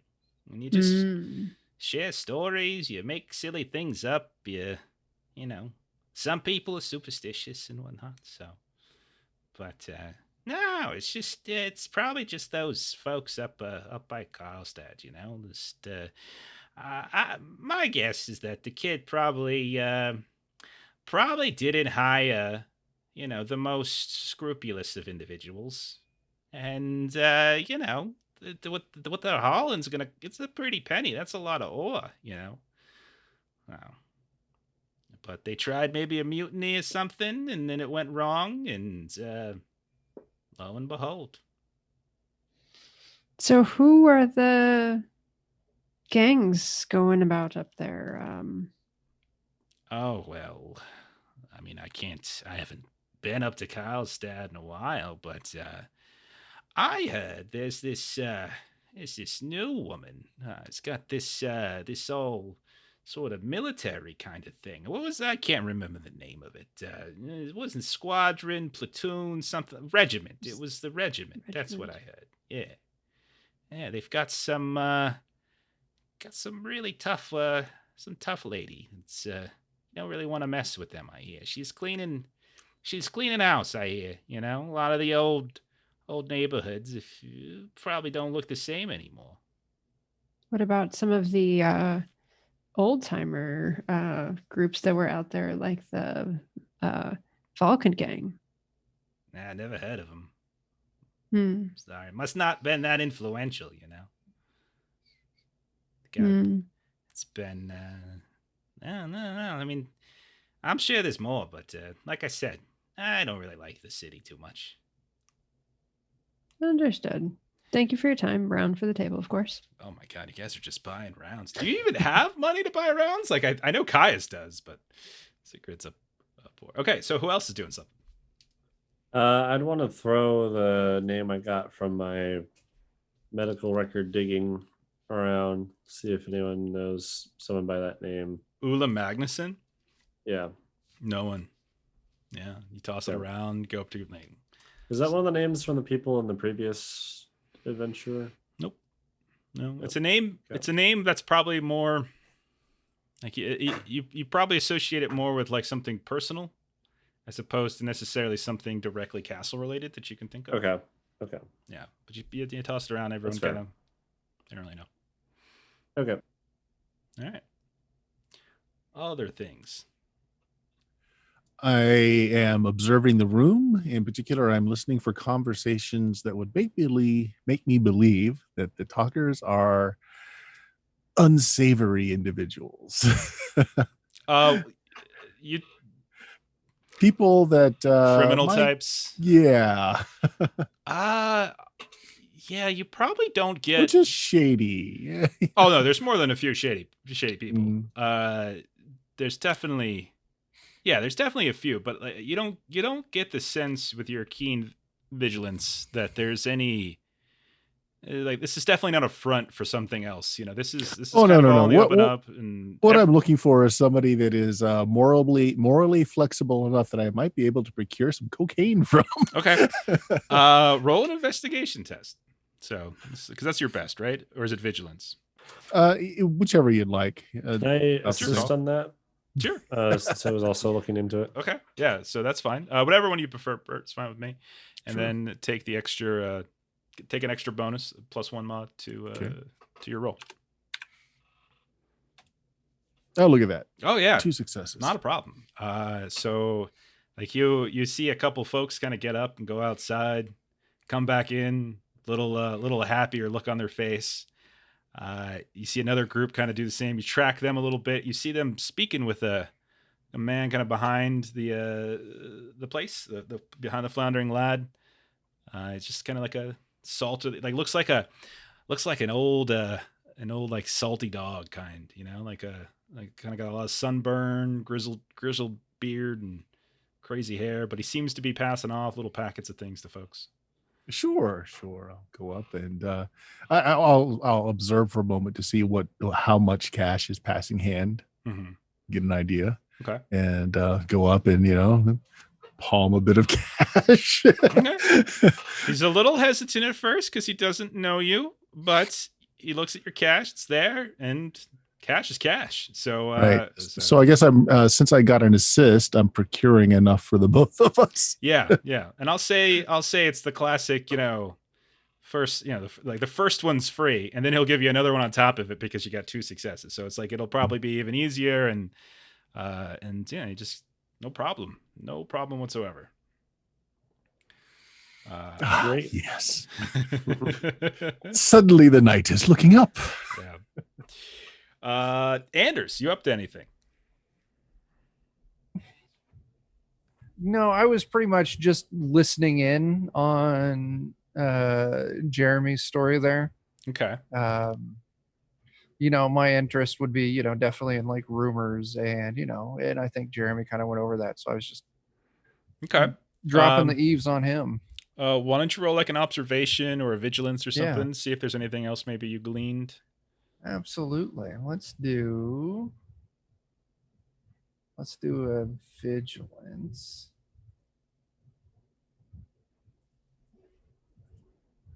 I got 2 successes. Okay.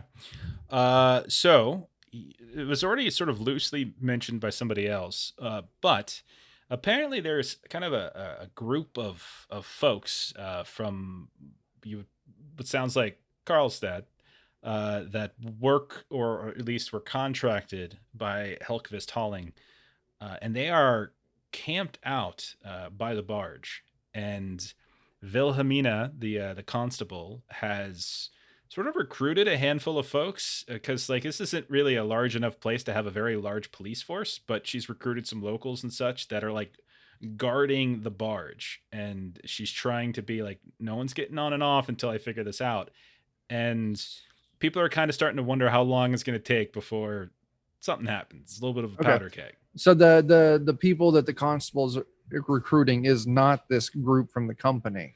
No, that they seem to be recruiting locals. Yeah. Okay. And the locals are, keeping the company people away. Exactly. And the company is not happy about it. They want in there, they want to get their stuff, and they want their damn vice president. And apparently this small town sheriff such is keeping them from doing that. Okay. So we'll say that that definitely took the rest of the day and into the night. So you've got a little bit, so you've gone a little bit past sundown. We'll say it's not like end of the night, so it's still a couple hours before all of you are 3 sheets to the wind or whatever. So if there's other things that you wanted to try to do, you can try to do so. Most businesses at this point, with the exception of the Floundering Lad, are pretty much winding down, if not already closed. But you could try to do some such if you like. What you thinking? I don't know if we would have a chance to, the group of us to huddle. No problem. You guys have a table at this point together. Yeah, no problem. Probably we could kind of go over our leads, and I would like to definitely get the group's opinion on the next steps. I mean, I think maybe talking to this group who's camped outside would be worthwhile talking to them. That's not a tonight thing. Mm-hmm. The company people. Yeah. I am a little bit interested in the clergy that Sigrid got to talk to, who actually talked to the vice president. Mm-hmm. That's something solid. I don't know. I think talking to the constable might be a dead end. If seems they're stonewalling, but if the constable is stonewalling, I mean, we would just look like outsiders who are coming to investigate. Though we may be able to get an in because she's keeping the company out, which is interesting because she's trying to keep the investigation pure and not letting like the company come in and grab the person. So she might be an upstanding. There might be an angle, but and I'm curious maybe what he's talking about or what he's had visions of. I'd be curious how secluded his cell is. Is there like an open window that we can listen into the rantings of the madman? Maybe that's something worthwhile as we send Dogmoore out. Someone scout it. Could pose as legal counsel. Oh, that could be a Dogmoore thing. Oh my god! Now that he's showered, he's taken over the world. Yeah, he's aspirations the right only thing there. holding him back. Wow. Moving on up, just like in real life. I don't know. For tonight the thing I would think of is the idea of maybe there is a window or something like that we could eavesdrop in. Dogmoore is sneaky with his new outfit. With my outfit, I was mostly interested in just gleaning information about the gang war stuff, which we already covered. So okay. You know that you would probably be able to get more info in Karlstad specifically, but if you want, I don't think you ever did any kind of roll, but if you want, you can try to push that angle a little bit further. You do have a couple other nuggets to sort of drop as well. The name of the regiment, and you would have heard from Yürgan about the Rustwater, which is sort of a no-go play, or I can't remember who got that piece of information, but as a sort of a local place in Karlstad where the regiment apparently stays out, and you would know that there is a woman. So like you have other things that you could try and drop maybe to further that info. But you could try to roll. I would say I would want 2 successes though, just because we're not in Karlstad, so it's going to be a little harder to find the right person for that. But you're welcome. You could do, if you want to do again, investigation's fine. Manipulation, if you're talking to somebody, is fine. Yeah, I might push for manipulation since I got nice leverage on that roll right now. Okay, go for it. So go ahead and roll, and you're looking for 2 successes to really kind of push into new territory with what you. And just the advantage can be used once per adventure. I'll have to double check, but I'm pretty sure the advantage you get is once per mystery. Yeah, once per mystery. But I'll double check before next week. I don't want to use that just yet, but I can. Yeah, there's a few things that are once per session, a few things that are once per mystery. So I can stick my disguise kit on this roll though. Yeah, that's fine. A few more dice on it. Oh, geez. You want to push? Kill them all. That might be worth it. Okay. So just take a lot of dice. Take one of your mental conditions and push. Okay. All of that for nothing. Okay, so I'll say this: when you start dropping the name of the regiment specifically and things like that, and you're trying to get a little bit more information, you've learned effectively that the regiment is sort of taken over, and all of it's either they've either taken the best of the previous gangs, or they've eliminated them entirely. Like they are just organized in a way that like the other dockyard gangs weren't before. A little bit more vicious and whatnot as well. You also hear reference to specifically a woman, but no one really seems to know the name. But they do recognize someone like tells a story that like, yeah, I think she's got like this pretty brutal scar on her face. That they think that she got like in the war or something like that. Like, she might actually have been a soldier or something like that before, but you don't get an actual name. Okay. Advantages are once per session. Thank you. Okay. Once per session. Oh, so I could stack 2 more dice. Go ahead and roll 2d6. If you get an extra d6, I'll give you the name. Just click on where it says 2d6 and it'll tell you what you rolled. There's a 6. It did. All right. 4 and a 6. Okay. Yeah. So someone drops the name, and they're not 100% confident on this, but they heard, and they're kind of a little nervous when they say it. They say a woman by the name of Fia Ostberg. She's spelled that out for me, possibly. Fia, and then Ost Berg. Oh, okay. So as it sounded. Yeah. Fia. Yeah. It's pretty straightforward. The only crazy thing is there's an umlaut on the O, but don't worry about it. All right. I'll take it. Okay. So, unless there's something specific, you guys have mined a decent amount of info from here. So is there something that you want to try to do before you find a place to sleep for the night? Are we going to try to sneak by the jail? See if we can hear. At least scout it out. I mean, see what kind of building it is. I'm not interested in a jailbreak, but the idea of trying to listen in is a good one. Okay. All right, we can do that. So you can kind of walk around town a bit. There's no reason, no one's preventing anyone from going anywhere, it seems. People are retiring to their homes.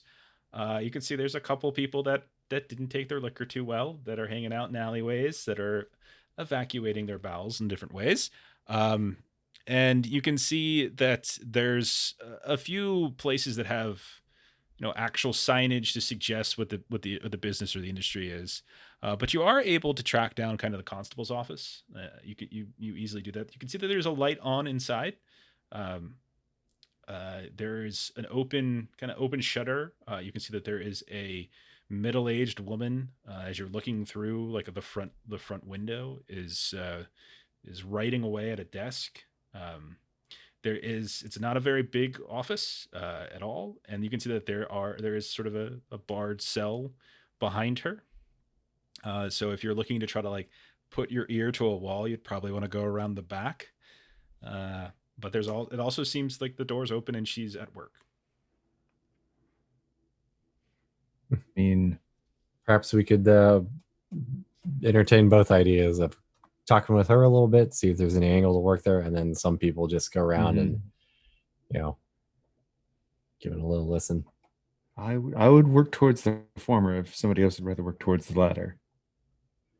I would probably be better off walking around to the back. Okay. All right, Dogmoore, if you're going to be around the back and you just want to kind of listen in to see if you can just luckily overhear something that they're babbling about, why don't we make this...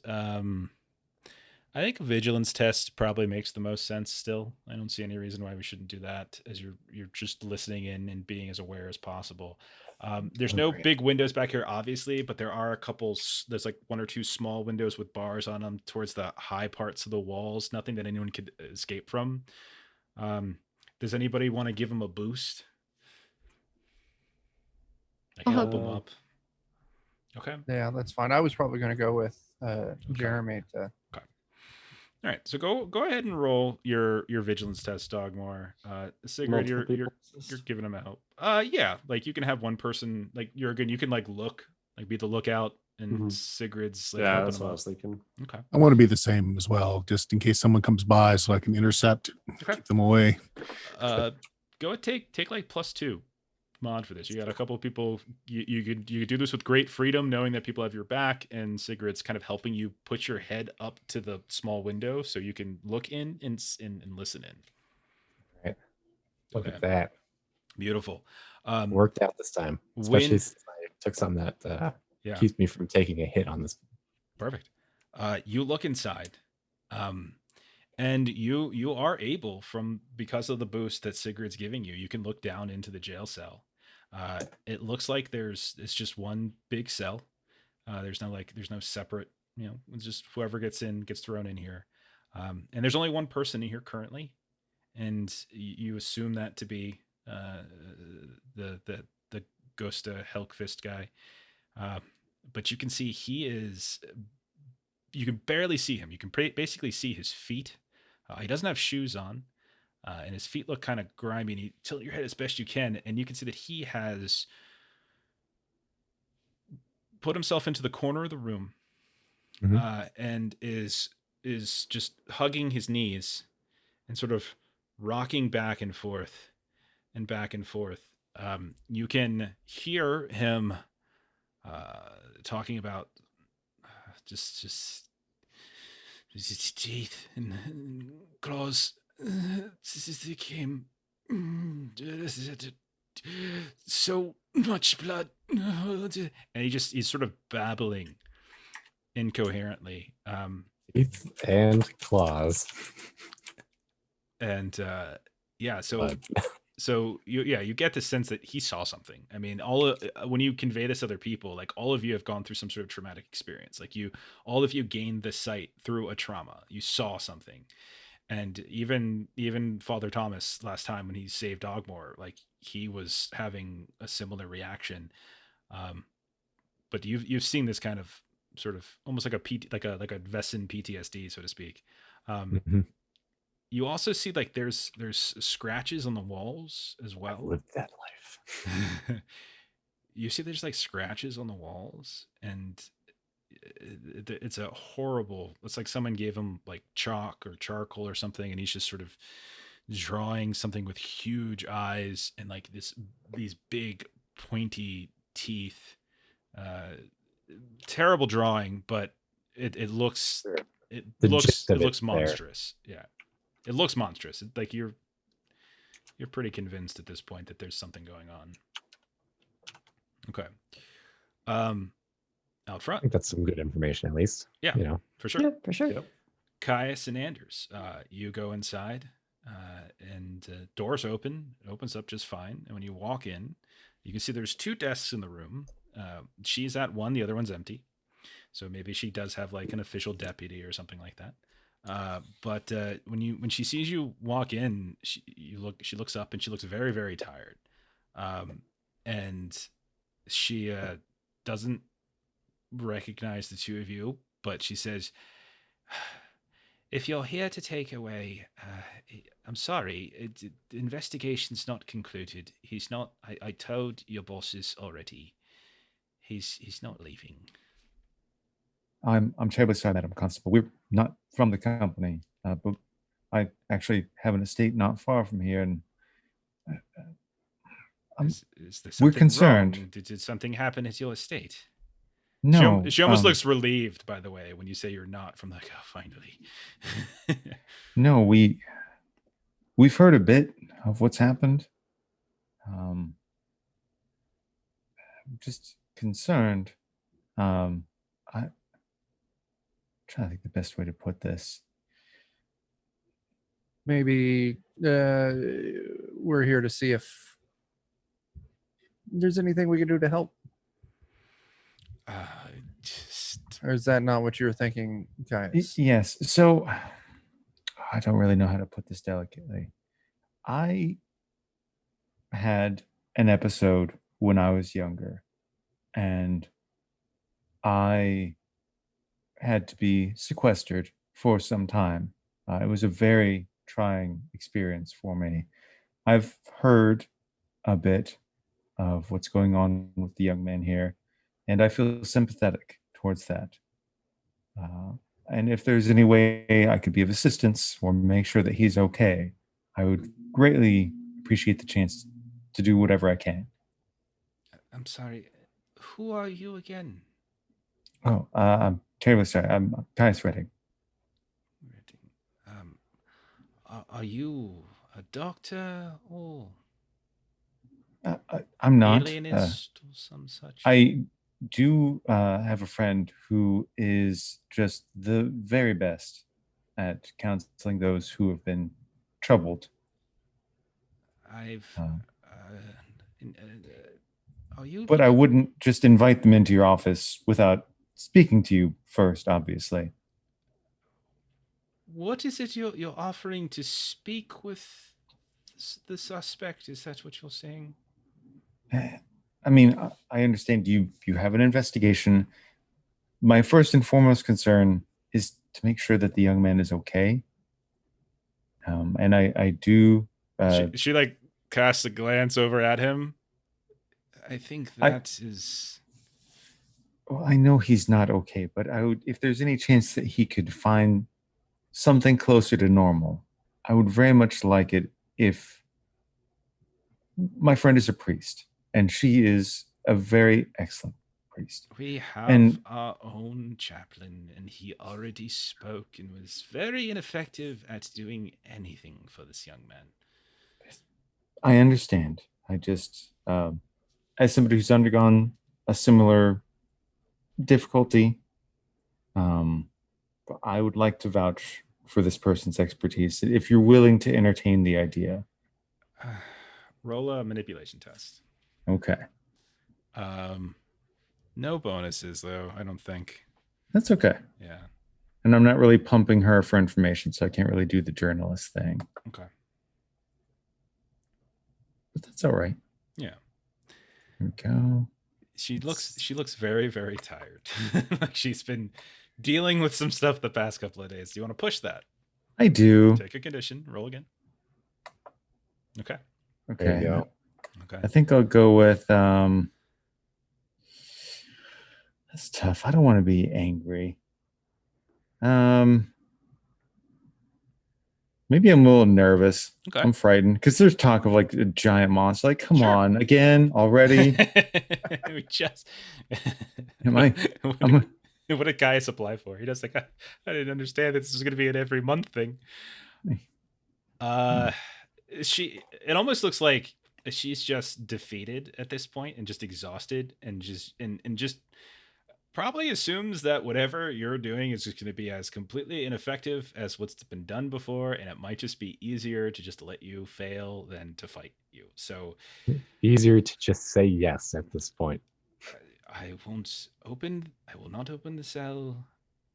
I will be here for everything, but I'll give you and your friend 5 minutes. And she looks over at Anders thinking that's your friend. Like, you have 5 minutes. I'm sorry. Let me go get his friend. I am the traveling companion of his here for moral support, but I am not the priest he talks of. Give me just a moment. I'll fetch her. Yes, I have nothing but time these days. I'm Yeah, terribly I'll go. sorry. I'll go get Sigrid. She's not like you guess. She says she's not just mad at you. She's just exhausted, and it's just like, who are these two strange people that are coming in and suddenly out of nowhere, like asking to do such? But you were polite and respectful, and you definitely don't look like the types that she's been dealing with lately. And I know you can't necessarily like just heal stress in the midst of a conversation, but he'll do his best to be like, but I've heard you've done your best to try and work with the locals to try and hold back. And I can only imagine how difficult that is, but I imagine that has to speak quite a bit to your position here and the people's trust in you, that they would rally around you. So, I mean, I hope you can take some comfort in that.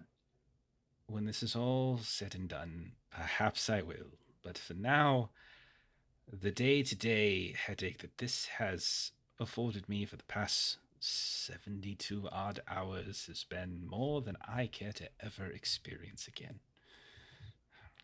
And at this point, I assume, Anders, you go and you get Sigrid. Okay. And you can see that she is currently playing like the stem of the eye to Dogmoore's dot above the eye. Like pushing. So we'll say, just for the ease, Dogmoore, that at this point you finished hearing what you heard. Gathered information. Yeah. And so Sigrid, you are now free to come around, go inside, and she sees you, and is this one the friend? Yes. And I'm not quite sure what I'm here to do. So I'm looking at him like, that's me. Madam, you have 5 minutes. Go ahead, guys. As we had talked about, the gentleman here is very likely in need of your assistance. Maybe you might be able to help him find some peace of mind. The constable has been generous enough to allow us the chance to attempt such a thing. Okay. Certainly do I'll my put best. my faith in you. So again, she's not opening the gate. She's not opening the jail cell for you. Right. Sure. And you can see that he is in the back corner. There's plates of food that he clearly hasn't eaten. They don't look like bad plates either. It looks like she's been trying to keep good care of him.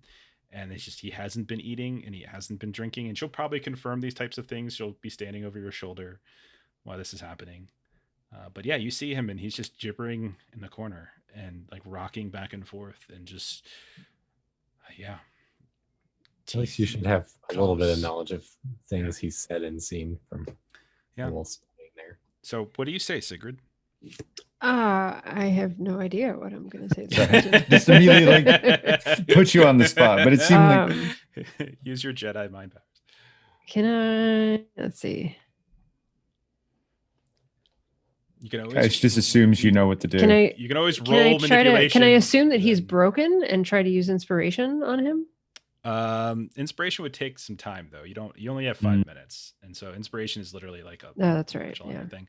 From a broken perspective, I see what you're saying, but no, but it would take a day. That doesn't really seem like the same thing. No, this doesn't really seem like that. This seems like he's been through a serious trauma. Why don't you roll a manipulation test, and then you can RP it based upon the result. If you do well, then we'll go with it. If you do poorly, then we'll go with that too. 2 successes. Very nice. Whoa. So I'm gonna go in with the kind of tactic of just sort of telling a story myself. Okay.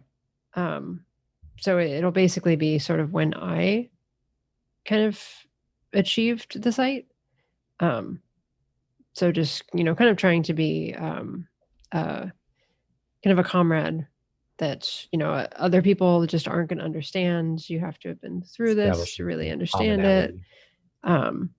Tell a little bit about kind of how difficult it was for me the first time, and the, importance of trying to talk to a kindred spirit when one kind of presents themselves. this whole time, the sheriff is looking at Anders and Caius like, what is this crazy woman talking about? Kindred spirits, like very confused. Biblical stories.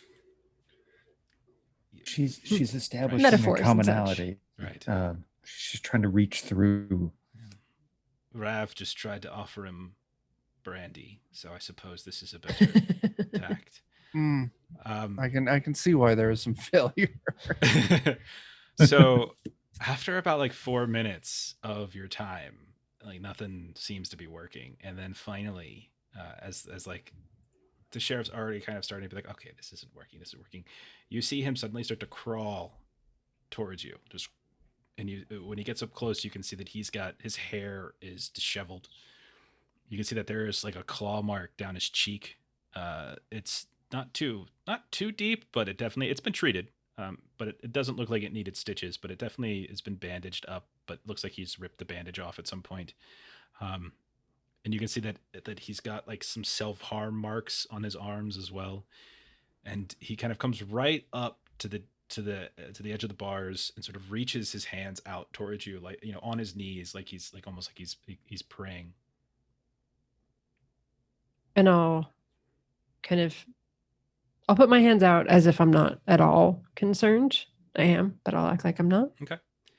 And he'll, like, his hands are shaking as they're kind of coming out at you really slowly, and then eventually he just grabs them and just pulls you right into the point where you like slam against the jail cell. And Sure. Oh no. And he says, they came up the walls of the boat.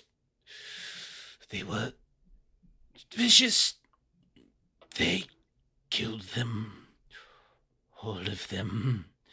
What they didn't eat of them, they threw off the sides. They wet dog howls, eyes that glowed in the night.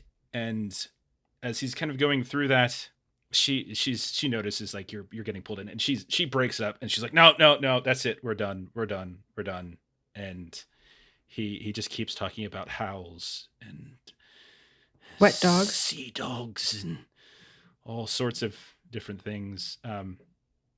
But then he starts like just getting into like this state of, he's like catatonic at a certain point, and just starts like cackling and like, and then just curls up on the floor and just starts kind of like petting one of the bricks or the cobblestones.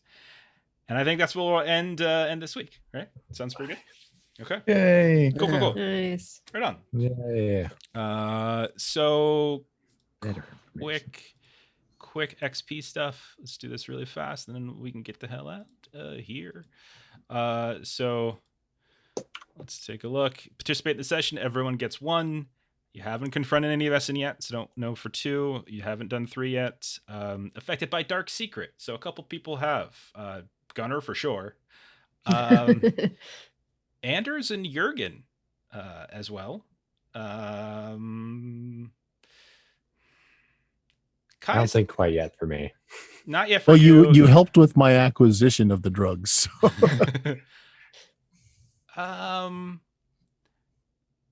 Caius, would we say you've been confronted with it because of the little dream sequence things you're having? Maybe, I think so. but I think so. Okay. I always side on the case of being yes than no. So yeah, I think you can take it too. Okay. I would say Sigurd and Dogmoore, not yet, but I think probably will happen soon. Did you take risks to protect other people? Who helped? I just got my face slammed into some bars. Just saying. Who helped with the drug search, either in Uppsala or here? I'll say if you did, you can do that because you're helping Gunnar get his fix on. I looked also, but I'm not sure if I was helping. Okay. Have you learned anything? I think you guys all learned some stuff. Yeah, you learned little bits and pieces. Not necessarily anything entirely Vaesen related. You have some bits and pieces, but you definitely got some stuff about the lay of the land, the companies, the cities. So yeah, no headquarters stuff and no extraordinary action. So whatever your total was from that is where you're at for XP. If you're at 5, remember that you can go ahead and spend it to get a talent or 3 points. Okay, so then you got to wait till next time. So when you get to 5, you can spend it for the 2 things. That is all. So let's go ahead and do another quick round of plugs. Bert, where can they get your podcast? Check out Of Steam, Steel, and Murder at bluemagic.com, BLUMAGIK. Perfect. Chuck, Defenders, what we got going? Yeah, you can find us at Defenders of Cobalt here on Twitch. What do we got? Of course, tomorrow night we're going to be over on Grim and Perilous Plays for some Alien. That's right. Wednesday we're going to be doing our premiere of Ziggurat of the Mega Maiden, a 2-hour DCC speed metal dungeon created by Two Old Guy Games. Thursday we'll be on twitch.tv/SwyanderRPG. We're going to be doing a little break from our main campaign. Friday, I'm sorry, Friday. Yeah, Thursday. I'm sorry. I was like, I was you just can come play with us filling if in you the want. Yeah, come on. I'm Okay. sorry, Friday. We're taking a little break from the regular campaign so I can get, last session the party set off a nuke and killed a lot of towns. You got to think about how that's gonna Yeah, play so I now. gotta put some things together to keep the story going after that. So Sure. we're gonna be doing a little Bitter Harvest. It's gonna be a different crew of players as we introduce some different people to a Bitter Harvest. Yeah. And this Saturday, I still can't say where we're going, but Defenders of Cobalt is going to be somewhere neat and new and totally not related with my Zoom background here. But most importantly, buy our zine. It's on sale for 50 cents. It's great. Do you mean this scene right here, Chuck, that I have on the screen that's covering four That people's one faces? right there. Dan dies in the Whoa. Darn right. It's all sorts of 30 great some goodness. pages of just ttrpg gonzo awesomeness. You got Chuck with his Guy Fieri dungeon. You've got amazingly awful goblin powers. You've got terrible hirelings. Got items. some of my heart stuff from when we ran Heart in the channel. Lots of good stuff in there. So so much good stuff. only 50 cents. It's like the best 50 cents you can spend Yes. since it was like 1992 and you can get like a Pepsi for 50 cents at a machine. Right? Yeah. But you can't even do that anymore. It's cheaper to actually go gone. get a bottle of Pepsi or Coke, not that they're sponsors, than it is to buy this zine. It is. Okay, and then for us, Adventures in Lollygagging, Chuck already mentioned tomorrow night. I'm playing in that Alien game over on Grim and Perilous Plays. Let's see, Thursday on twitch.tv/SwyanderRPG. Catch Melissa, myself, and a few others. We're playing and finishing our Unsettled STEM adventure for Zweihander, and so next week we get to start something brand new. I think I'm playing in those games with Chuck over the weekend on Friday and Saturday, actually. So you'll be seeing me there as well. And then come back next week, right? Come back next week for more Vaesen and watch us continue the brand new mystery, the wreck of the Elsa. What the hell did I call it again? I have it up here. The wreck of the Elsa Olofsson. I was doing a little Gordon Lightfoot reference. But that's it for tonight. Thanks for hanging out with us if you're in channel. Thanks for thinking of us later on if you're watching this on YouTube or on VOD. We definitely appreciate your support and your viewership, and we'll see you next time. So good night, everybody. Night. Bye.